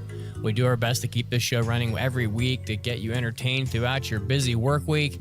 But hey, things are expensive and we need support. So if you want to help out the podcast, do a good thing, get all of our bonus content, you can go to AAAPodcast.com/join or Patreon.com. It does help us out a lot. We do have quite a lot of expenses to keep this thing running, mostly IT-related expenses.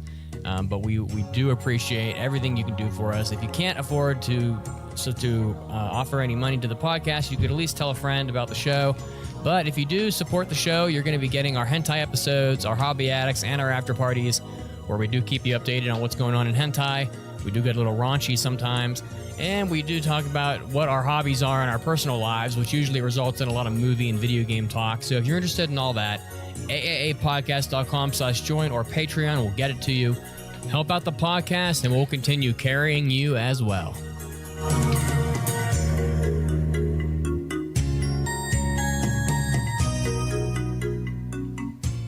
And now, great moments in Anime Addicts Anonymous history.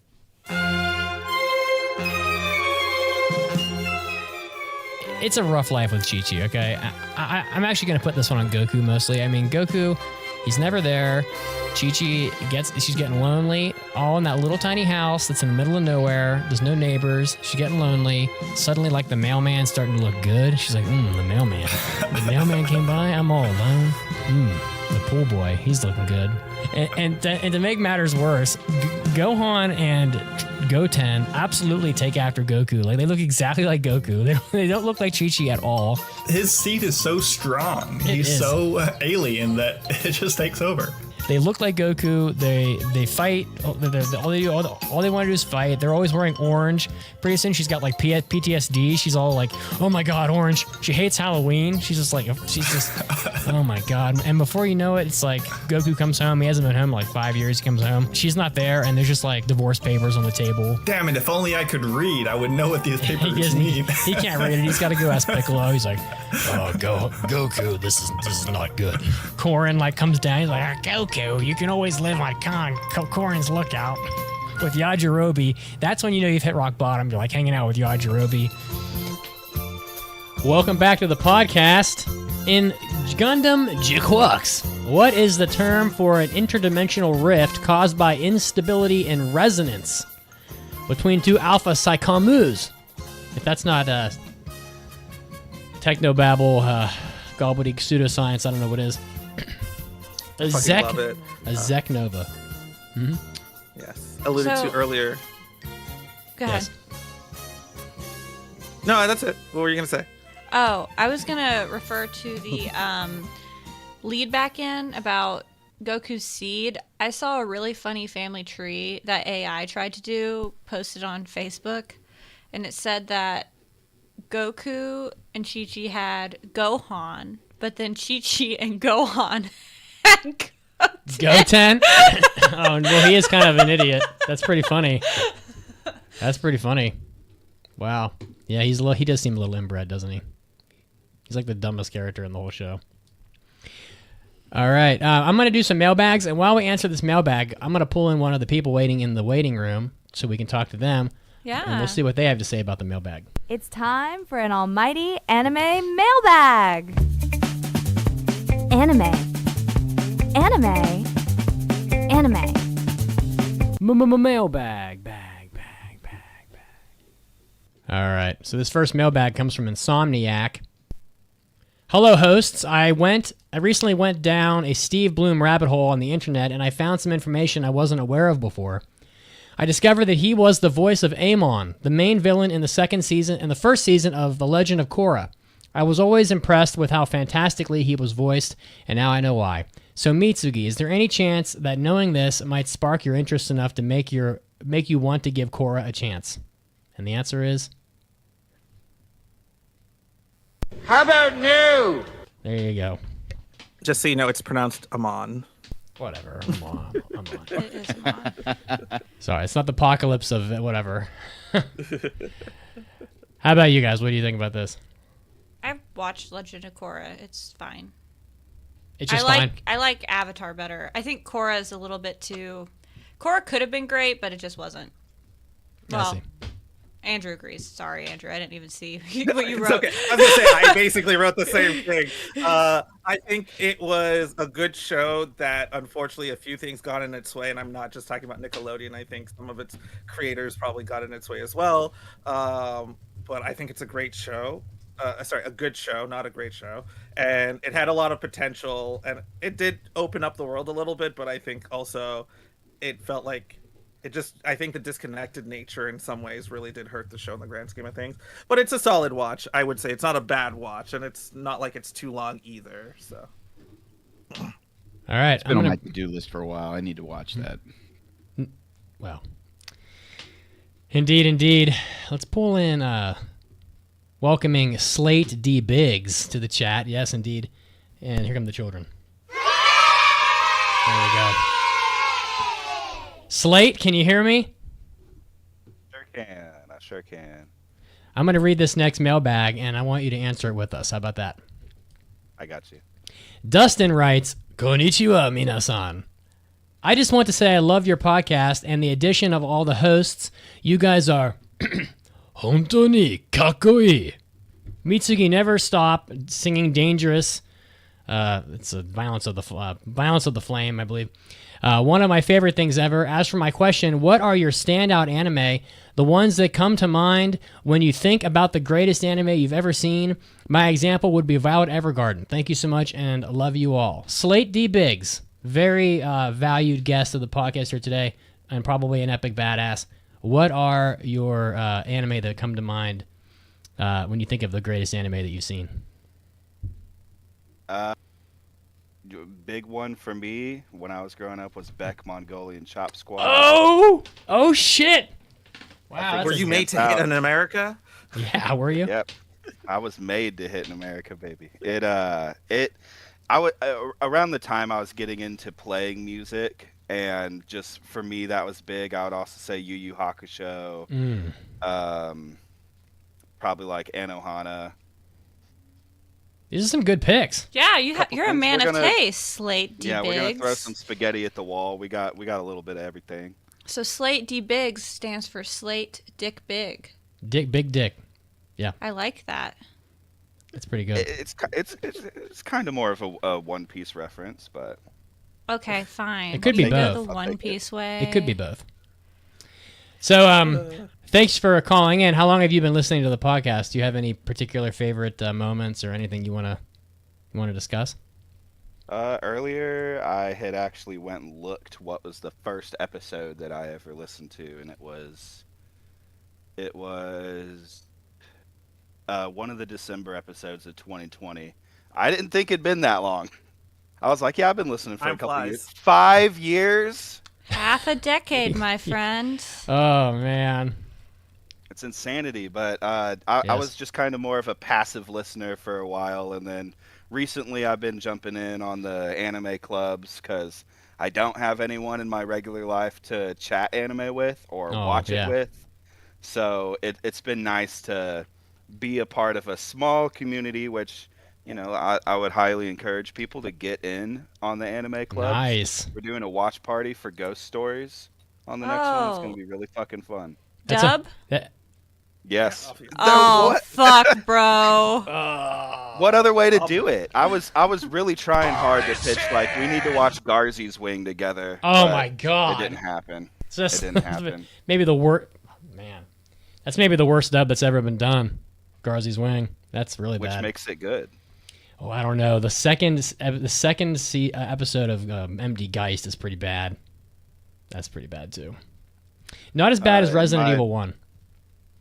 In my pilgrimage of 80s and 90s OVAs, I've heard some pretty bad ones. Yeah. Well, and where are you calling from, by the way, just out of curiosity? Dang old Missouri, man. Dang old Missouri. Ooh, wow. We have some friends in Missouri. In Missouri. Yeah. I got a lot of family in Missouri. What part of Missouri? Top Missouri or bottom Missouri? What? The Ozark Mountains, Missouri. Top Missouri. We're not in the Ozarks. I'm by Columbia, Missouri.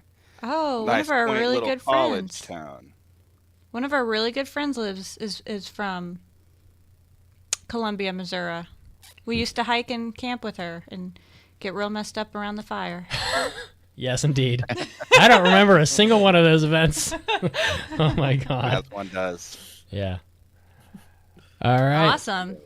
All right. Well, thanks for calling in, Slate. I hope you keep listening and I hope you enjoy watching Ghost Stories. And if you guys want to hit up that Ghost Stories with Slate and the rest of the crew, AAADiscord.com. You got to join the Discord. It's free. Come in. And fun. You all have. Listen, you guys have Discord already. Just join the dang Discord, and we can Think watch about it, Ghost right? Stories. A lot of podcasts would have forced you to join their Patreon to join in on the exclusively cool Discord. Most we of just them. give that away for free. 'cause Or we're just Anime awesome Club. like that. It's a whole club for Yeah. free. Yeah. Free. All right, Slate, my man. Thanks for calling in. Later, guys. All right, see ya. Bye. Have a good one. For me, look, it's the 800th. It's the 800th episode, and I am going to be really cliche and just throw out the same ones that I always do. So for me, the the best anime that I always think of when I hear what is the greatest anime? Look, it's GTO. I think Onizuka is the funniest character I've ever seen in an anime. Guy is legendary. For sheer story, it's probably Monster. Incredible, very long, but and very dense. But people should watch that. 12 Kingdoms, for me, some of the best world building you're ever gonna see.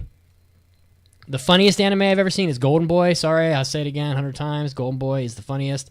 And for the best animation, it's got to be Redline. Got to be Redline. And maybe some of the best music too. How about you guys? So I've struggled with this list because I was actually editing up till the last second because I was like, you know what? No, this. But Full Metal Alchemist Brotherhood, that was really the first anime that my wife watched all the way through that really got her to join me on my anime journey. But it's just such an incredible story. That's up the top.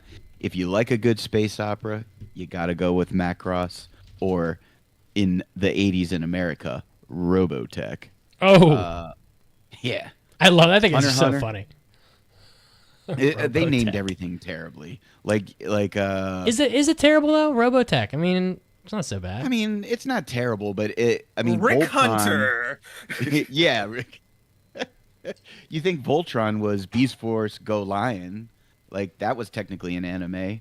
But Hunter x Hunter, probably peak shonen for me outside of DBZ. I know Mitz is going to disagree with me on this, but Frieren, it's a magical journey. I've given up on this fight. Yeah, I mean, it is what it is. The funniest anime I've ever seen. No, it's not for everybody, and that's okay. That's why there's so many genres. Rama 1/2 is the funniest anime I've ever seen, and I'm talking the original. It's got all of the jokes, the characters. That's why I was very excited for the remake. So Rama 1/2, and then probably one of my favorite all-time animes that I've rewatched multiple times is Relife. It's just a really good, interesting comedy, drama, romance, life do-over story that it's. And those last 3 episodes that they released really tied it all together. So it's just a solid watch. And that's my list. Those are my goats. That's my list. Andrew? Oh yeah, so Rakugo Shinju, I think is just solid storytelling that's gripping and engaging and pulls you in as you watch it.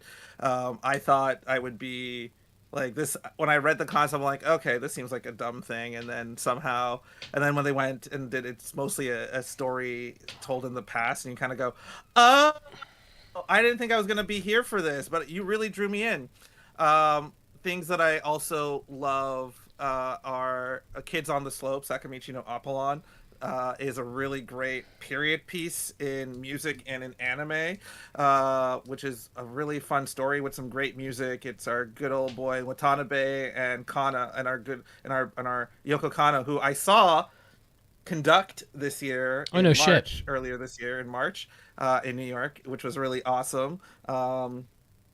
So she's amazing, and it's I want to say ageless. That woman does not look how old she is. Well, how old is she? 60? She has to be in her 60s at least. I'll look that up. So she did a whole bunch of like iconic soundtracks. And then Genshiken I put in here for just like right place, right time moment. I really enjoyed that one. It's not for everybody, but it really didn't even encapsulate my otaku journey, but it really, you kind of get that it understands like nerd culture in a way that's just kind of subtle in a lot of ways. And then my own personal favorite, I put Whistle. It may not be the best animated, but it has heart.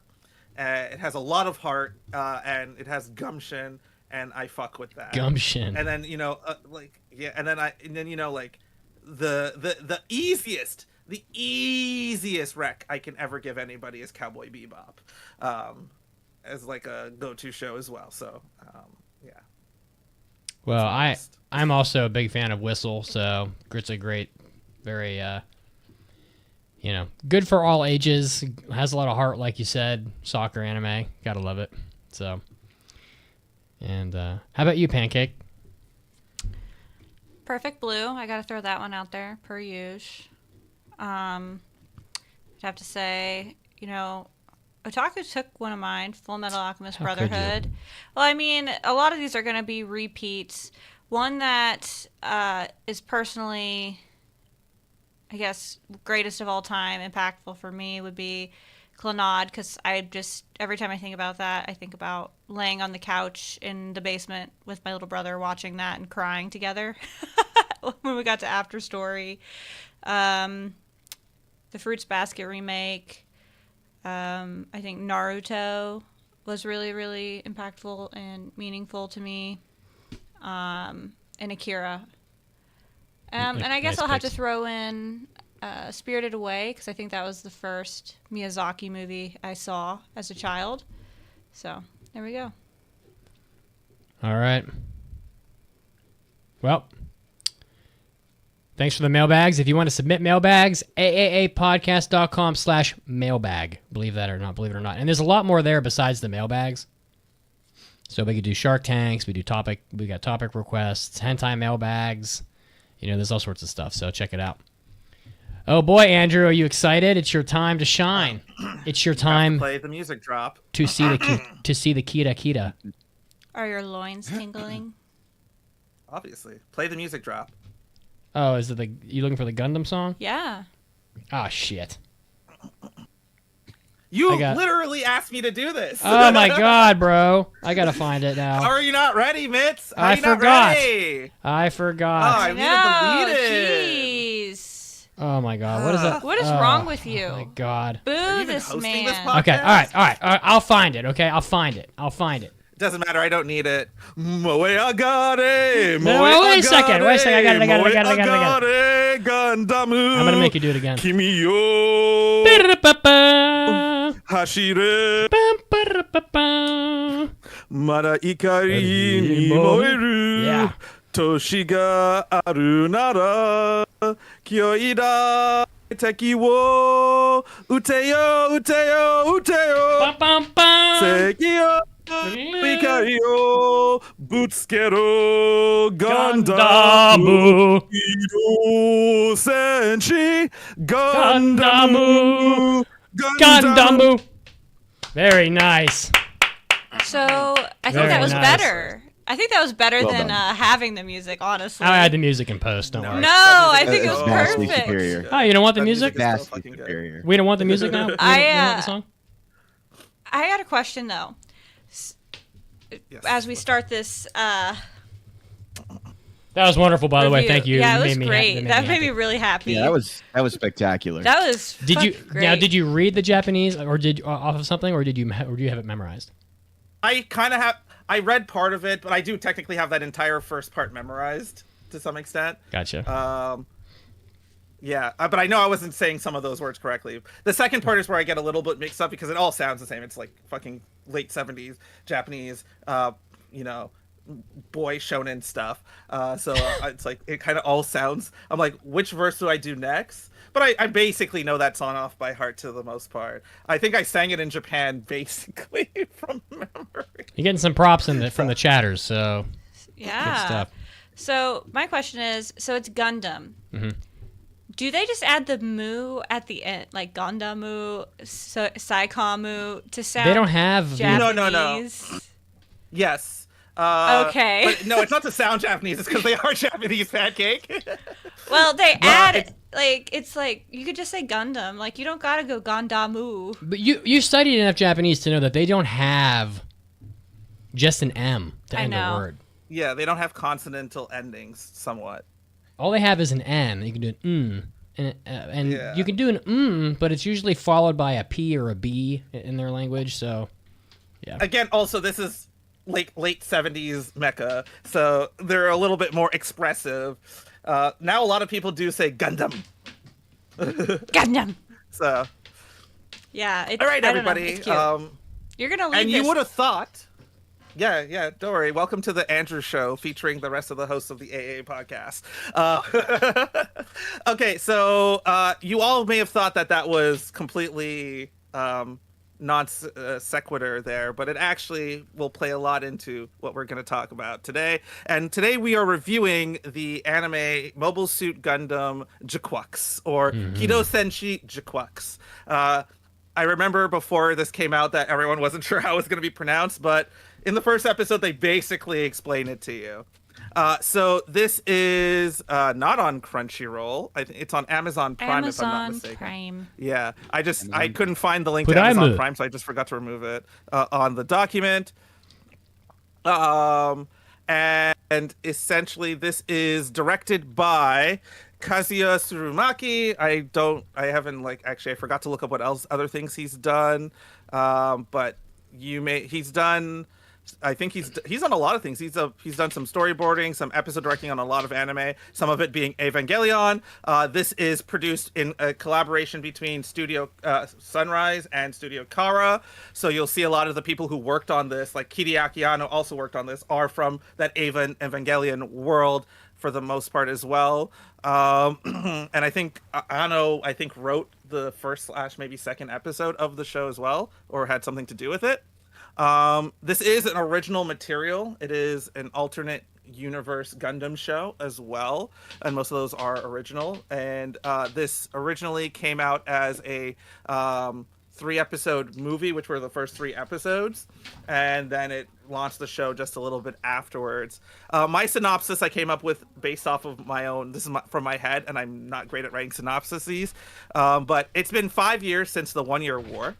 A young girl named Machu is unsure of her future until one day she gets into a Gundam suit and is blackmailed into participating in clan battles, combats between mobile suit pairs out in space, illegal mobile suit battle combats. This thrusts Machu into a whole new world of possibilities, conflicts, and affairs of the heart. What will she choose in the end? And that's not like the best synopsis, but I think it sort of encapsulates the show as well, without spoiling anything, from my knowledge. So I will, before I go into my what I thought the show was going to be about and like my expectations, I'll let somebody else talk. You know what, Pancake? Let's get it out of the way. Yeah. What did you think we were getting into when you started watching the show? Big robots go zoom and pew pew pew. This is my first Gundam. I popped my cherry on this one. Oh shit! Pop your cherry. Yep. That was my Gundam cherry. It's gone. I don't have a drop for popping cherries, but I do have water sports. I love a water ski, so let's go S tier. Oh God, I forgot about that. It's so good. Call that the slip and slide. Oh God, and you can only get that in hentai episodes, folks. That's right.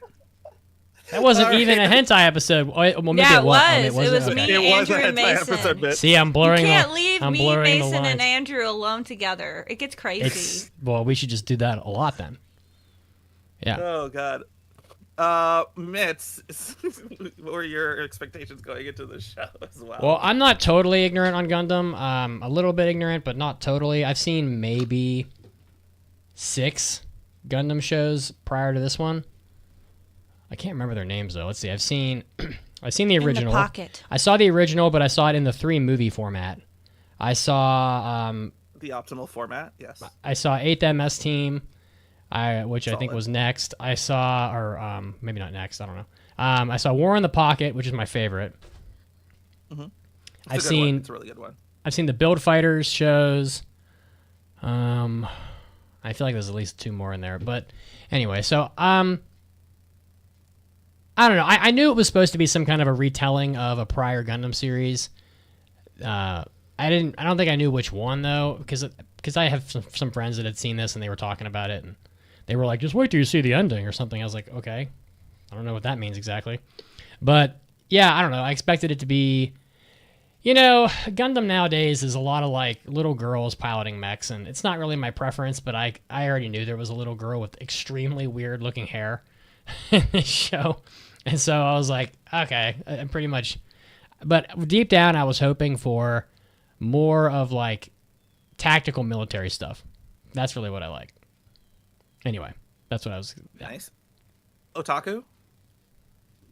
Okay. So I stuck to my guns. I have watched many Gundam properties, Wing, Iron-Blooded Orphans, the originals, and I did very much enjoy Witch of Mercury. So I just put, in the notes, Gundam is Gundam. Big robots, fights, oh yeah, and war. Because that's pretty much what the whole universe is built around. But when I saw the PV, it was very stylistically different from any Gundam I'd seen before, so I was really more not sure what to expect outside of the traditional Gundam themes. And so I went into it with an open mind. Nice. So when I started looking into it, I didn't really do a deep dive. It's a Gundam show. I'm going to watch it. Even if I don't watch it immediately, I'm definitely going to watch it at some point for sure. So when I got into it, I saw that it was about clan battles, and I'm like, okay, it's Studio Kara, Hideaki Anno's studio, and it's clan battles, so they're probably doing something similar to Witch from Mercury. So it's probably going to start off with clan battles and then evolve into a somewhat more geopolitical kind of thing. So I was here for it. I love the different character designs, the eclectic character designs we got from all of the characters. And then when we get to what actually the whole show is, you kind of like, I like how it sort of like, it did something different, but it also really worked with the old, and it didn't like discard it and try to do something different with it. So yeah, I was definitely going into this being like, it's more Gundam, and I love me some more Gundam. Even the bad ones, I always want to watch me some more Gundam. Which brings us to the ever-dreaded question. Uh-oh. Is, would you recommend this show to the masses? Who are you calling upon? I'll go first. I'll go first. Oh, whoever wanted to jump in on that one. I'll jump in. I say yes, it deserves a chance. I think most of the Gundams deserve a chance. I don't know if die-hard Gundam purists will like messing with the UTC timeline. It's a very sacred thing. But what they were trying to do, it wasn't a bad idea in theory. It's certainly better than a lot of newer shows that we've had to watch. Although it overall kind of fell flat for me, I still think, because I said I still preferred Witch of Mercury to this. It's still a decent show, and it much better than a lot of the stuff out there. So I would absolutely give it a chance. Nice. Pancake? Or mitts? Or both? Speak at the same time. I don't think I could recommend it because since I'm not in the know on Gundam, I don't think this was... Okay, let me rephrase that. I don't think I could recommend this to a new Gundam watcher. Because I went into it, and they were just throwing around Gundam slang quite a bit. And I'm like, the fuck is happening like 90% of the show? So I don't think I could just recommend this to the masses as a first Gundam. I would say, oh, hey, I watched this Gundam. You like Gundam, maybe you should watch it too. Does that make sense? Yeah, no, it totally does. Miss? I think I've seen more Gundam than I thought, because you were just so let's see. So where did I leave off? I've seen the Build Fighter, well, at least one of those. I saw The Witch of Mercury. I saw Endless Waltz. So I might be up to like 9. I know there's like 40 of them though, or 50. I don't know how many. I'm pretty much a lot, right? There's a good amount, yeah. Yeah, and I think you said I need to watch Zeta Gundam next, but I haven't gotten around. Yes, that is. I keep forgetting. If you're doing the timeline, then yeah, Zeta Gundam is next. That does not affect anything that happens in Witch of Mercury. Yeah, No, I'm just dropping anecdotes. I'm pretty much right there with Pancake. This is a show that I think is very difficult for people who haven't watched Gundam before. I literally had to pull the Gundam wiki up so I could help Pancake. I'm like, and I didn't know some of this stuff. Like, I didn't know what Solomon was. That might be in a prior show, but I didn't remember. So it's like an asteroid military compound or whatever. I didn't know what the Rose of Sharon was. I didn't know. I had to look up Space Noid. I wasn't familiar with that. I don't know. I've had to look up Minovsky particles like 5 or 6 different times. I just can't seem to commit that to memory for some reason. I didn't know it's a pretty simple concept, but yeah, it's pretty difficult for new Gundam watchers, I think. And in addition to being having a lot of terminology, and most likely you would benefit from having knowledge of the original timeline and knowing what the hell is going on. It also is told in a little bit of a convoluted way, with the SciComm system and the Zeknovas and stuff are a little weird to me. They go way beyond just like flying around and shooting, fighting with beam sabers and shooting guns and stuff like that, and gun tanks and all that. We're literally like time. I don't know if I should. Spoilers, maybe. It's like a lot of like pseudoscience, just wild stuff going on, and it just makes it a little difficult to digest. But I will say that I'm glad Gundam still exists, because if it wasn't for Gundam, we wouldn't get any mech really, and any mecha that is worth a damn really, for the most part. Sunrise seems to be still one of the only studios, or maybe the only studio, that can do quality mech designs and animate them correctly to make them look good. And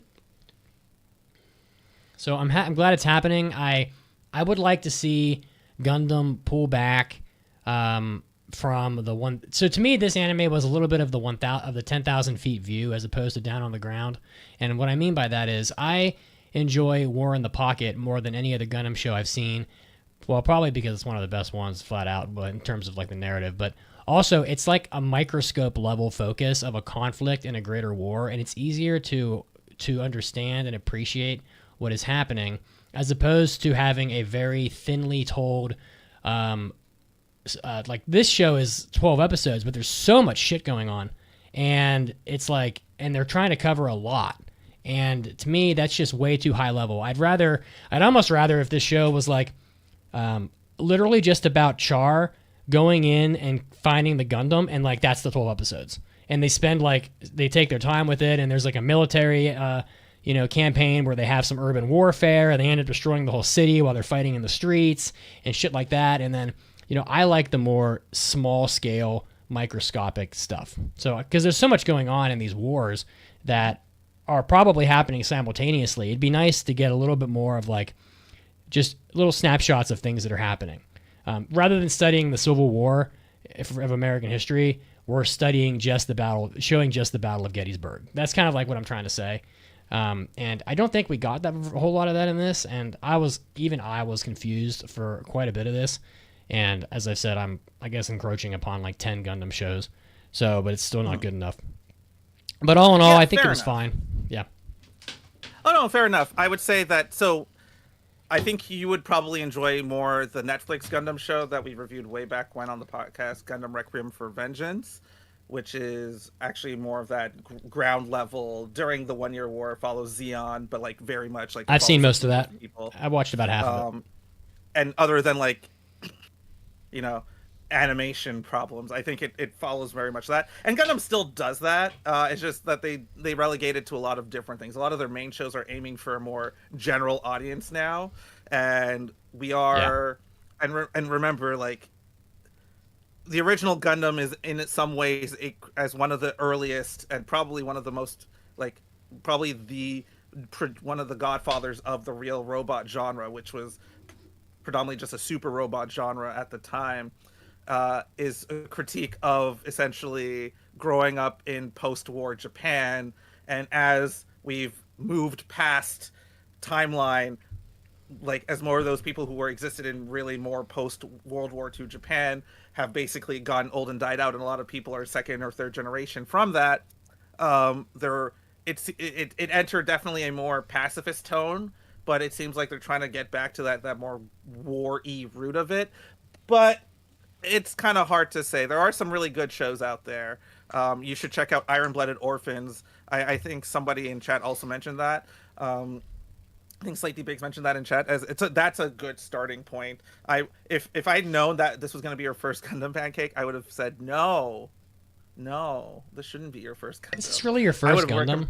It's my first Gundam. You haven't been like backseat watching with me at any point? No. For real? Holy shit. Yeah, I would have told you watch Iron-Blooded Orphans. I think you would have liked it. There are some pretty boys in it that I think you would have also bombed onto. That or Gundam X. Not Gundam X. Double O Gundam Double O. You might have enjoyed that as well. I think it actually combines a good mix of war, tactics, geopolitical, pretty boys, and pretty people all fighting in mobile suits. So you might have enjoyed those better. But would I recommend it? Yes, I'm a Gundam person. I will always recommend it. Will I recommend it to Pancake? a first-time person? No. I would recommend it for people who liked watching Gundam, who are looking for like more AU divergences from the 1 Year War, because that's what it is. And overall, I think it is a solid show. And my issue with the show is that it is too short. I think it would have benefited from either being a 24 episode run or like they don't do this, but like 1.5 core. I think they kind of breeze past a lot of things, and I think some of those things in a 24 episode show would have had more room to breathe, and it would have slowed down the pace a little bit. So, which I think worked better. I don't know if it needed a full 24. I would have probably preferred a full 24. But I think at least maybe another 6 episodes to like let some of those more philosophical and existential questions linger out there a little bit more and a little bit better. But also, when I look back on it and I'm like, okay, this is getting pretty trippy. I also remember this is Studio Kara. This is Hideaki Anno and his group of friends, basically, at his studio. So I'm actually not surprised they kind of went in the directions that they went in with this show as well. Before we go into the spoiler section, I just want to bring up something about like the first couple of episodes of the show, which we did talk about in our impressions of the show. So there was a movie that was released beforehand that was like the first 3 episodes, but in that one it actually starts with episode 2 as the first part of the movie, and I when I look at it, I think, okay, the movie starting with that is actually probably good, even though it's like, am I in the right movie? But I think you kind of have to do it the way the show did it if you're doing a show with a weekly show, where the first episode is meeting the characters from the show, and then the second episode is letting you know that this is an alternate fiction, an alternate universe where Char manages to steal the Gundam instead of Amuro getting into it. And how that one change basically led to Zeon winning the 1 Year War, and now we're 5 years after the 1 Year War. And they kind of explain it a little bit. And honestly, those flashbacks to the 1 Year War, where they actually shift the animation style to be basically updated 70s animation style, like to look like those movies or TV shows, I think really is awesome, and I think is really cool. Are you talking about at the end? Enjoyed that. When they kind of... No, I'm talking about episode 2, where episode 2 is done completely in the style of like that's the first episode of like, for the most part. I watched episode 2 so long ago. I can't remember. I couldn't remember that. Yeah, but they did it a little bit later in the show as well, where they kind of do another flashback to that time period. And the animation style does revert back to that more updated 70s style of animation. So I thought that was pretty cool.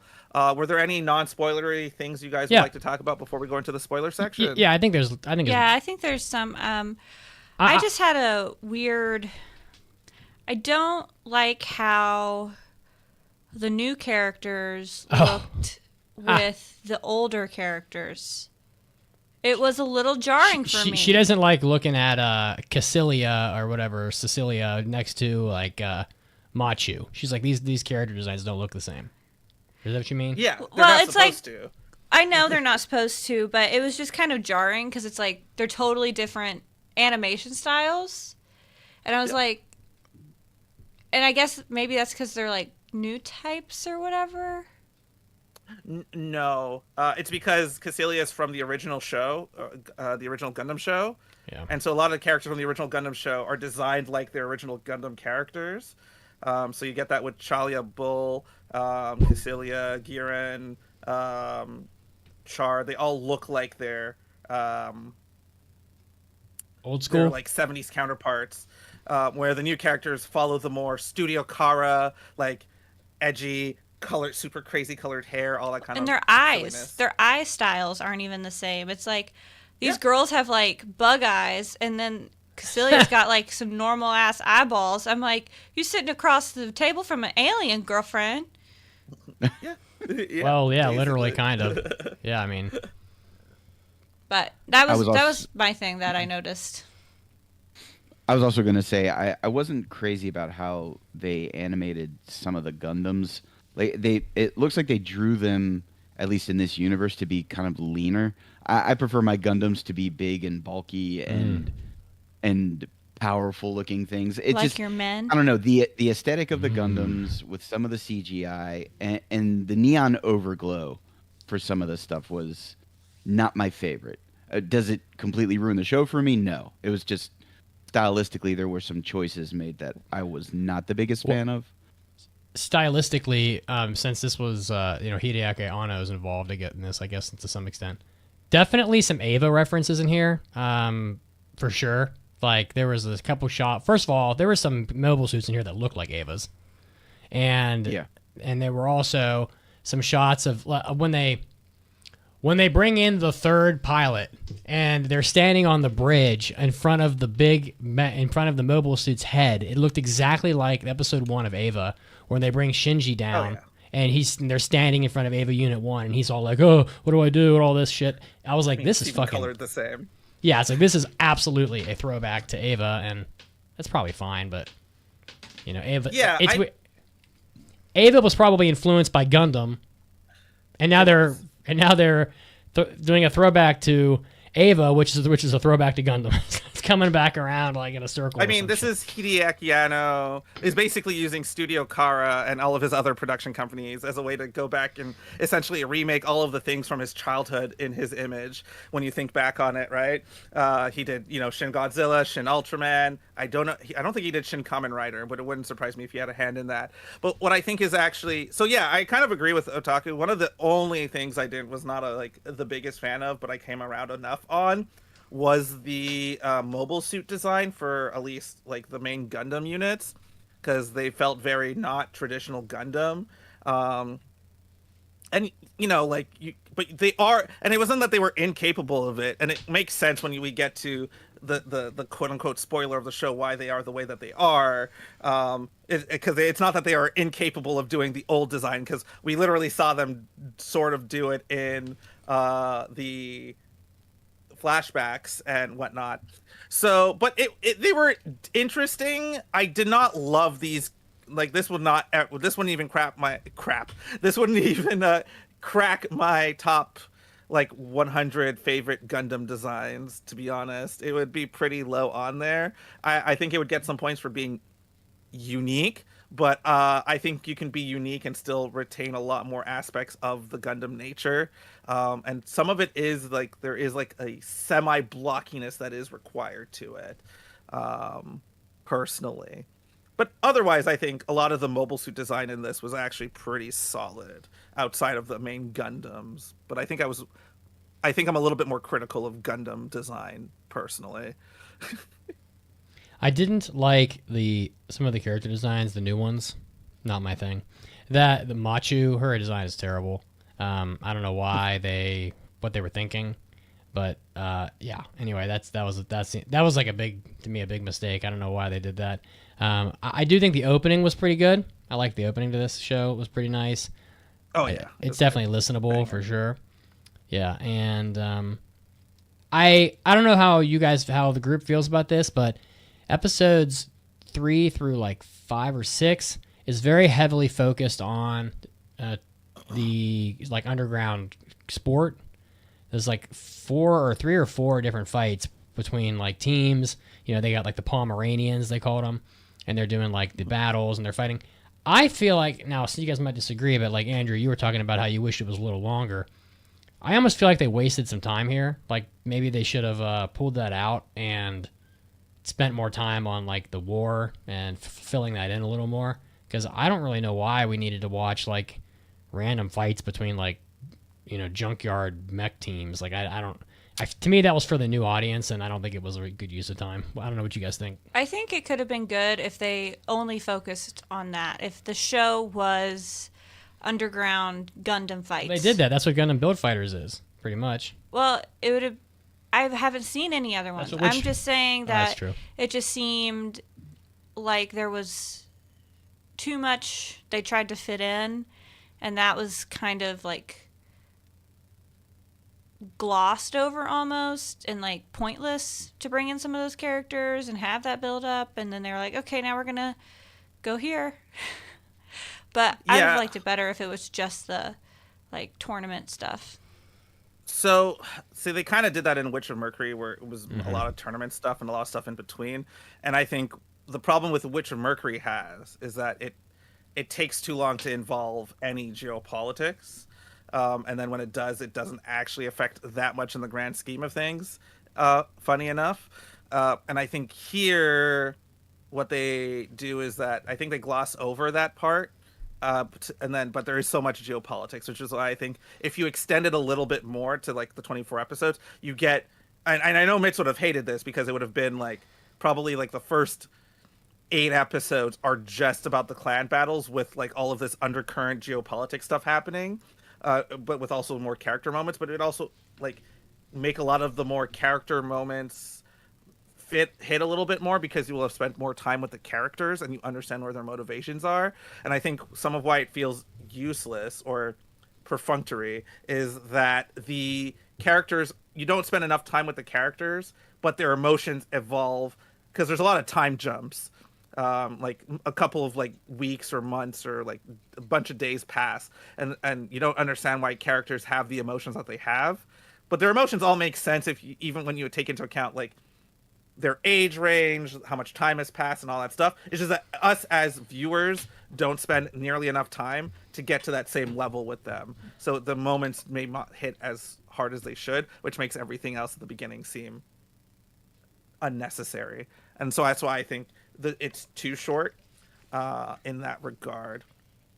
But I like the concept of the clan battles. I like that. Like, I know you were complaining like by episode 3 or 4, it's like, man, they're gonna do this for forever. But like by the end of episode 4, they're already in the top 3 clans or something. And episode 2 is like a very big character study. And then episode after that is, all right, guys, geopolitics is happening now. Well, it's because I know they had Iron-Blooded Orphans, and I haven't seen that, but that was fairly recent. But like, there's been a lot of this stuff. Like you just mentioned Witch of Mercury. We had Build Fighters. I feel like we've had multiple seasons of this like clan battle type content, and I was just worried that they were just gonna, I don't know, stick to it a little too long. I don't think 2 or 3 episodes was like okay, and I guess some stuff came out of it, like the other, we'll talk about it in spoilers, but yeah, anyway. I got a lot of questions about important shit. I don't know if you guys do, but can't do that here. Got to do it in spoilers. Oh yeah, sure. Anything else from anybody else? Otaku, anything? Let's go to spoilers. All right. Spoilers are coming. Spoilers are coming. Oh my god. Okay, here's the question I want to ask. Yeah, what's up? What the hell is with Shuji Ito, and why does he fucking matter, and why is he all blue and like fading away at the end, and why is he so weird? And he's just like, oh, bro, Okay, like so the twinkles and like There's my a pains. lot of stuff to get into. It's like, what the so fuck? that we're not like completely disorienting the folks.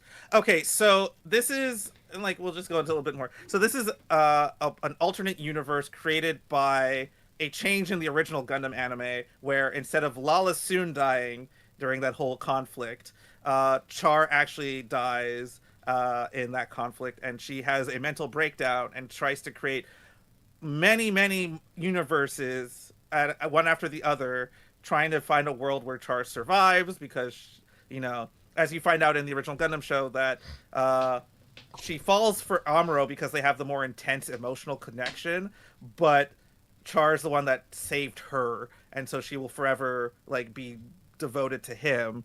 And in a way, there's also been like in the fan world, and I know this seems like a lot, but don't, it's Gundam. There's like a fan theory that, or there's like a semi-misogynistic fan theory that Lala has been like manipulating Char and Amuro to fight against each other for like the longest time, because they're both hung up on this one girl from years ago into like the story. But Shuji Ito is literally just a made-up character who has no connection to, from my understanding, to any of the previous material. He's just there as a vehicle to basically finish the story and be like a romantic interest and conflict. But he is not the child of Char or Amuro and Lala. He is not. He is just a person that, and maybe they explained it in the show and I missed it. I don't think so. He literally just follows her through time, because I guess he got caught up with it. He's like her. I think he's like her psychic manifestation, essentially, of her conscience. To like. I gotta say, that is my running theory right now with that. I gotta say that the little love triangle, like romance in the show, was limp dick as hell. Super limp Because dick. there wasn't enough time. Not enough time. That, I think, is a project. Like, Soft I get why as fuck. Machu is into this guy. Yeah. But when Neon gets into him, it kind of gets like hand waved that she's like now as into this guy as Machu. And I think if we had a little bit more time with these characters before it gets pretty crazy, I think that would have made a lot more sense as well. Listen, that love triangle. So, my house is not made out of bricks. It's made out of straw, and you can't blow it because it's not gonna work. Honestly, yeah, that is. Everybody's looking at me like, "What the fuck?" I tried. Yeah, I don't know why it is made out of bricks. Or no, it's not. The breath's so weak that it couldn't even blow down straw. I'm just trying to make sure what you're saying. My little man is not made out of bricks. The house is not made out of bricks. It's made out of straw, and don't bother trying to blow it down because it's not going to work. Anyway, that one went whoop over the head. Yeah, and I don't know why they keep saying it wrong. Whatever. Why do they keep bringing these girl characters into these shows when all they do is cry and like whine about some man? Oh, it's like, oh, Shuji Ito. So you spent like 4 minutes with this guy. He's a weirdo who paints like fucking Kita pictures, and you're like, oh, I gotta suck him off because I saw him for one episode, and la la la. It's like, it's all you ever do is fucking talk about Shuji Ito and the other girl too. Just take the stupid little girls out of the show, make them tough, cool men, and then just drop this whole love triangle shit because it was a waste of time. It sucks. I mean, like, I don't know. Is anybody else?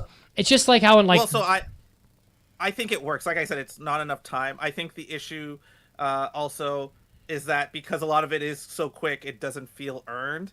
And I could equate it to basically having the equivalent of a religious experience at the same time as somebody else, like binding you, you know? And that's honestly, in a way, that's sort of how it works in the original Gundam when it comes to, like, essentially new types existing within the metaphysical plane. It sort of binds them in, like, a more deeper philosophical way that they can't even explain to themselves sometimes. Like, Lala and Amuro in the original series basically met very briefly, but because they were such powerful new types, and they connected on that metaphysical plane so deeply, like, through that was why, like, Char was, like, jealous of them, because she liked them. She liked Char physically, and she liked Amuro like metaphysically, and she could never resolve it essentially. And that's why, and because they both had that deep connection with them in the other. And when I say physically, I don't mean actual physically, because she's like 14 technically in like the original show, and Char's heavy pedophilic vibes in a lot of the expended media, but that's sort of where it comes from, right? Like the age. It's sort of like Armo's also closer in age, so there's like that kind of thing going on, and so that's what they're trying to get to, but without like the 30 plus episodes that existed before when this happens in the show. I just feel this. I don't know. Maybe this is off base, but I just feel the same way about these girl characters in this anime as I feel about girls in like baseball shows like Princess Nine. It's like, if all you're gonna do is have them whine and cry about men, then stop putting the little girls in the roles that men are supposed to play, because 14-year-old girls are not supposed to go die in war. That is not how things happen. And little kids shouldn't be in war at all. But then, like, why are they always little girls? I just don't. I mean, I've seen enough original Gundam shows to know that there's no 14-year-old girls piloting mechas and war in the pocket. So why are we doing this shit now? And then why are you just making them like a... Why even have them? They're just like, oh, I want to suck Shuji off. Okay, great, that's your role in the show, but why are you here? I just don't understand it. Just make her a main. Make her. I don't get it. Anyway, it's not important. A better product, just completely lacking romance at all. Fuck the romance. Like, why do you need it? They're killing each other. Just make it about the fucking war and move on. I don't know. I don't know. I'm kind of with you, at least for this series. They should have done underground writing. Yeah, they should have done underground fighting ring with romance or war. Have you guys seen Princess Nine? No. That whole baseball show is about these girls that are great at baseball, but then at the end of the day, all they do is play it so they can impress the boys, because they all just want to have sex with the boys. And I'm like, okay, great. As well. Like, yeah, exactly, same thing. And I think that's just bad Japanese writing in general. To be honest, probably. I think Japanese are just really bad at writing. It's not that they're really bad at writing women. It's just that for some reason, is that all of these times they have to write these really strong women, they have to be subservient to a boy, which is really annoying. So I'm trying to think of, yeah. But yeah, no, but like I can see you either get the romantic element was definitely the weakest part of the show. To be fair, I was here for a lot of more of the geopolitics stuff, so I was really happy when they like moved into that. I like how, they explain things pretty quickly early on. I would have liked more to like breathe with it so we can deal more with these characters. I like the fact that in one episode, like early, like in the bit, like episode 7 or whatever, when she goes to Earth finally, she meets Lala of this world, and she's clearly a new type that hasn't been to space yet, because she hasn't met Char. Like, this is a world where she hasn't met Char. And then you think she's supposed to be the Rose of Sharon, and then spoiler alert, she is just not that version of Lala, and the Rose of Sharon is basically an interdimensional, basically Lala in a cocoon of a mech, essentially, creating universes using her crazy psychic new type powers. And honestly, the new type stuff is just basically bullshit magic in this one, and I'm not surprised because it is a Hideaki Anno kind of show, so it is going to get metaphysical. It's going to do a lot of crazy things with the metaphysical in a lot, right? And it's going to do weird new type magic powers, which doesn't come into like much later in Gundam, and even then it's still a little bit more grounded more often than not. But like at the end of one of the movies later on that you'll eventually get to, it does, like, they basically save Earth using bullshit new type powers. So I only have one more question. It's mainly a question for Andrew, but maybe Otaku Cop also. I don't know how much Gundam you've seen, but and I don't have much more to say because we're already running a little long, but or a lot long. But I've seen about 10 Gundam shows. I've said it a few times now, and in none of those except this one does anything as wild and nuts as like a girl using some emotional distress to like fracture time and space and make like 1,000 universes. Is it off-putting for you guys at all that like this show is taking Gundam into a place that has absolutely no grounding whatsoever in anything that could possibly be conceived as reality. Not only are we're not even like colonies on the moon and building mechs and doing war in space is already unrealistic, but you could see it happening, but like in the future. But what I can't see in the future is some girl crying about a dude dying and then fracturing the universe and then creating all this like bullshit psycho science. I don't know. Gundam, this show feels like it's taking Gundam in a really fucking weird direction that is not how it used to be, and I wonder how you feel about that.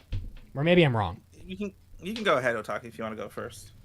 So I'll take it back to what you kind of started the discussion with, Mitz, which was it started to feel like the last 3 episodes of Evangelion. Like, it almost feels like I need either a really fat blunt or a good drop of acid to really kind of catch what they're trying to throw at me. And I've always appreciated Gundam for the geopolitical, raw war themes. You know, it's just people trying to survive, one group versus another. You can leave all that metaphysical stuff out for me, personally. Like, gotcha. Focus on the war and the geopolitics. But that's my opinion. Andrew, what do you think? I think this is just like a fun diversion into the Gundam universe. I don't think it's actually taking it anywhere that they're going to permanently go with. I think Sunrise understands its bread and butter better than you think. Because if that was what they were going to do when Ava came out, they would have just pivoted to trying to doing Ava but with Gundam.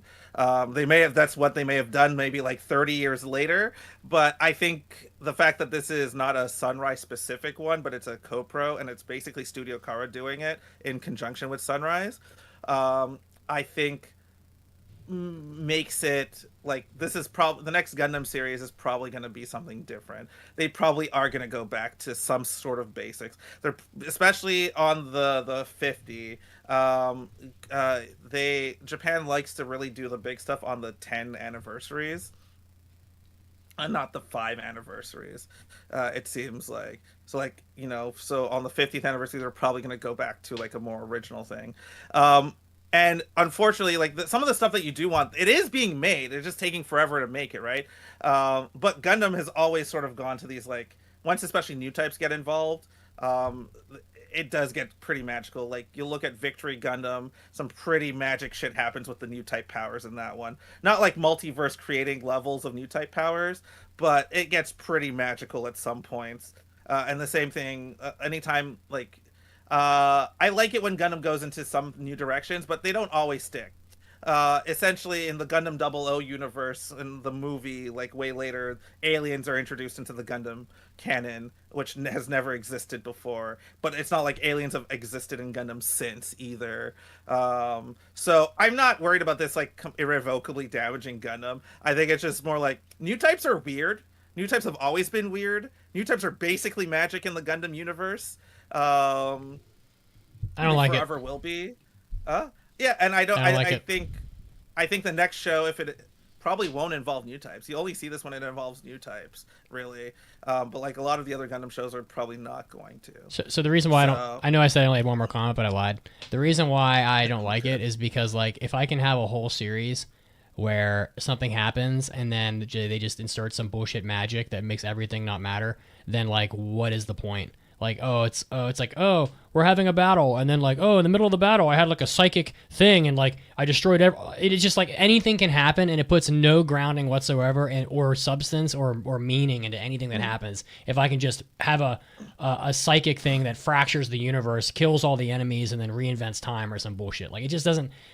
I don't know why even have battles. Yeah, and this is why this is an alternate universe. This is an alternate Gundam universe and not the main canon. The main canon does some crazy things, but not to that kind of level. And yeah, so I think we're gonna be fine with the next Gundam show for sure. And honestly, I'm glad this probably did well. I don't think it did gangbusters, but it means if it's still doing well enough, it means Gundam can still have a future going into like its 50th. And like I said, it allows for other projects to be made. Like the Hathaway's Flash movies are still in production. They should have been done by now, but they are still making them, and that's more grounded. We had, like I said, Requiem for Vengeance, which was a little bit more grounded. And I think Gundam likes to play in a lot of different places at the same time, so I'm not too worried about it. Though I am worried about the fact that it's only 12 episodes. I'm ready to call it, so we can talk about some games after this. We probably won't do 2 bonus episodes today, but yeah. So ratings. Yeah, I'm trying to find my Witch of Mercury rating. Where the hell is it? All right. Well, There it Pancake, is. would you like to go first then? I found it. So this show to me was confusing, and I thought it was okay. It had moments. I enjoyed the fight with like the 2 junkyard type guys that had the axes. Like that was cool. They had some cool scenes of them sliding down like these railings, and some of the fight scenes were pretty neat. And I enjoyed the first 2 episodes quite a bit, but at the end just totally lost me. I gave Witch of Mercury a 2.5 out of 5, and I didn't like the main character of that show either, for largely the same reason. But I think this is not as good as Witch of Mercury, and so I'm going to give this 2 Zek Novas out of 5. I didn't really know too much about Gundam, so I'm not going to go too harsh on it. I'm going to give it 2.5, just like middle of the road show out of 5. Because I don't think it would be fair to give it anything higher or give it anything lower at this point. You know what? Fuck it. It's Gundam. I'll give it a 2.5. I'm going to be nice. Okay. I do, because I like Gundam. God damn. So, Yeah, you're good. at the end of the day, I still say that it is a better product than most of what's out there. It had enough elements to keep me interested, even though it ultimately fell flat. So I am going to give this 3 alternate Lala timelines out of 5. Yeah, and for me, I'm just gonna straight up. I'm gonna give it a 4. I'm a Gundam. Nice. I am the Gundam guy of the podcast. I don't feel comfortable giving it higher, even though technically, and I rate things. Don't equate my anime list ratings to my podcast ratings. I think I rate things differently on either one. I think I gave it a 9 because it's Gundam on my anime list, but I'm giving it a 4 here. I think it is a solid show. I think it has some really good bones. I think if you're a Gundam fan, I think you'll get a lot of fun out of what, like, the AU fiction, basically the fanfic that this show is. And I think that for the most part, it was good. I will give it 4 RX-78s coming out of the other side out of 5. So that's averages to a 3, which I think is probably fair. Probably fair. I agree. All right. Well, a very long episode for you guys. But hey, you know, I know you're all still listening, right? I mean, if you're not, well, you'll never hear me say that. Fuck you. Oh, damn. In your face, bitches. Get money. Get money. So, That's right. All right. So on the next episode of the podcast, we're going to be doing what is the obsession with animal, humans, and beyond. What is with the obsession with animal, humans, and beyond? Featuring a, which is probably going to be an R-rated episode, but whatever, you know. It's what I think it is. Yes. You have to stay in the flames, as they say. When it's hot, and you got to stay in the flames. So, but yeah, that we'll be doing that next week, and we're going to be reviewing Witch Watch, which is long. So don't. With Mitsugi, Pancake, my wife, Lady Emery, and the wonderful, illustrious Otaku Cop. That's right. That's right. And to everybody who's been listening to this podcast, whether it's since the beginning or since halfway or since last week, thank you for being great fans and for enriching my life unbelievably. I do mean that. And here's to more fun times talking with friends on the podcast. And to everybody watching live, thank you for tuning in. And we'll see you next week. Goodbye. Bye. Later.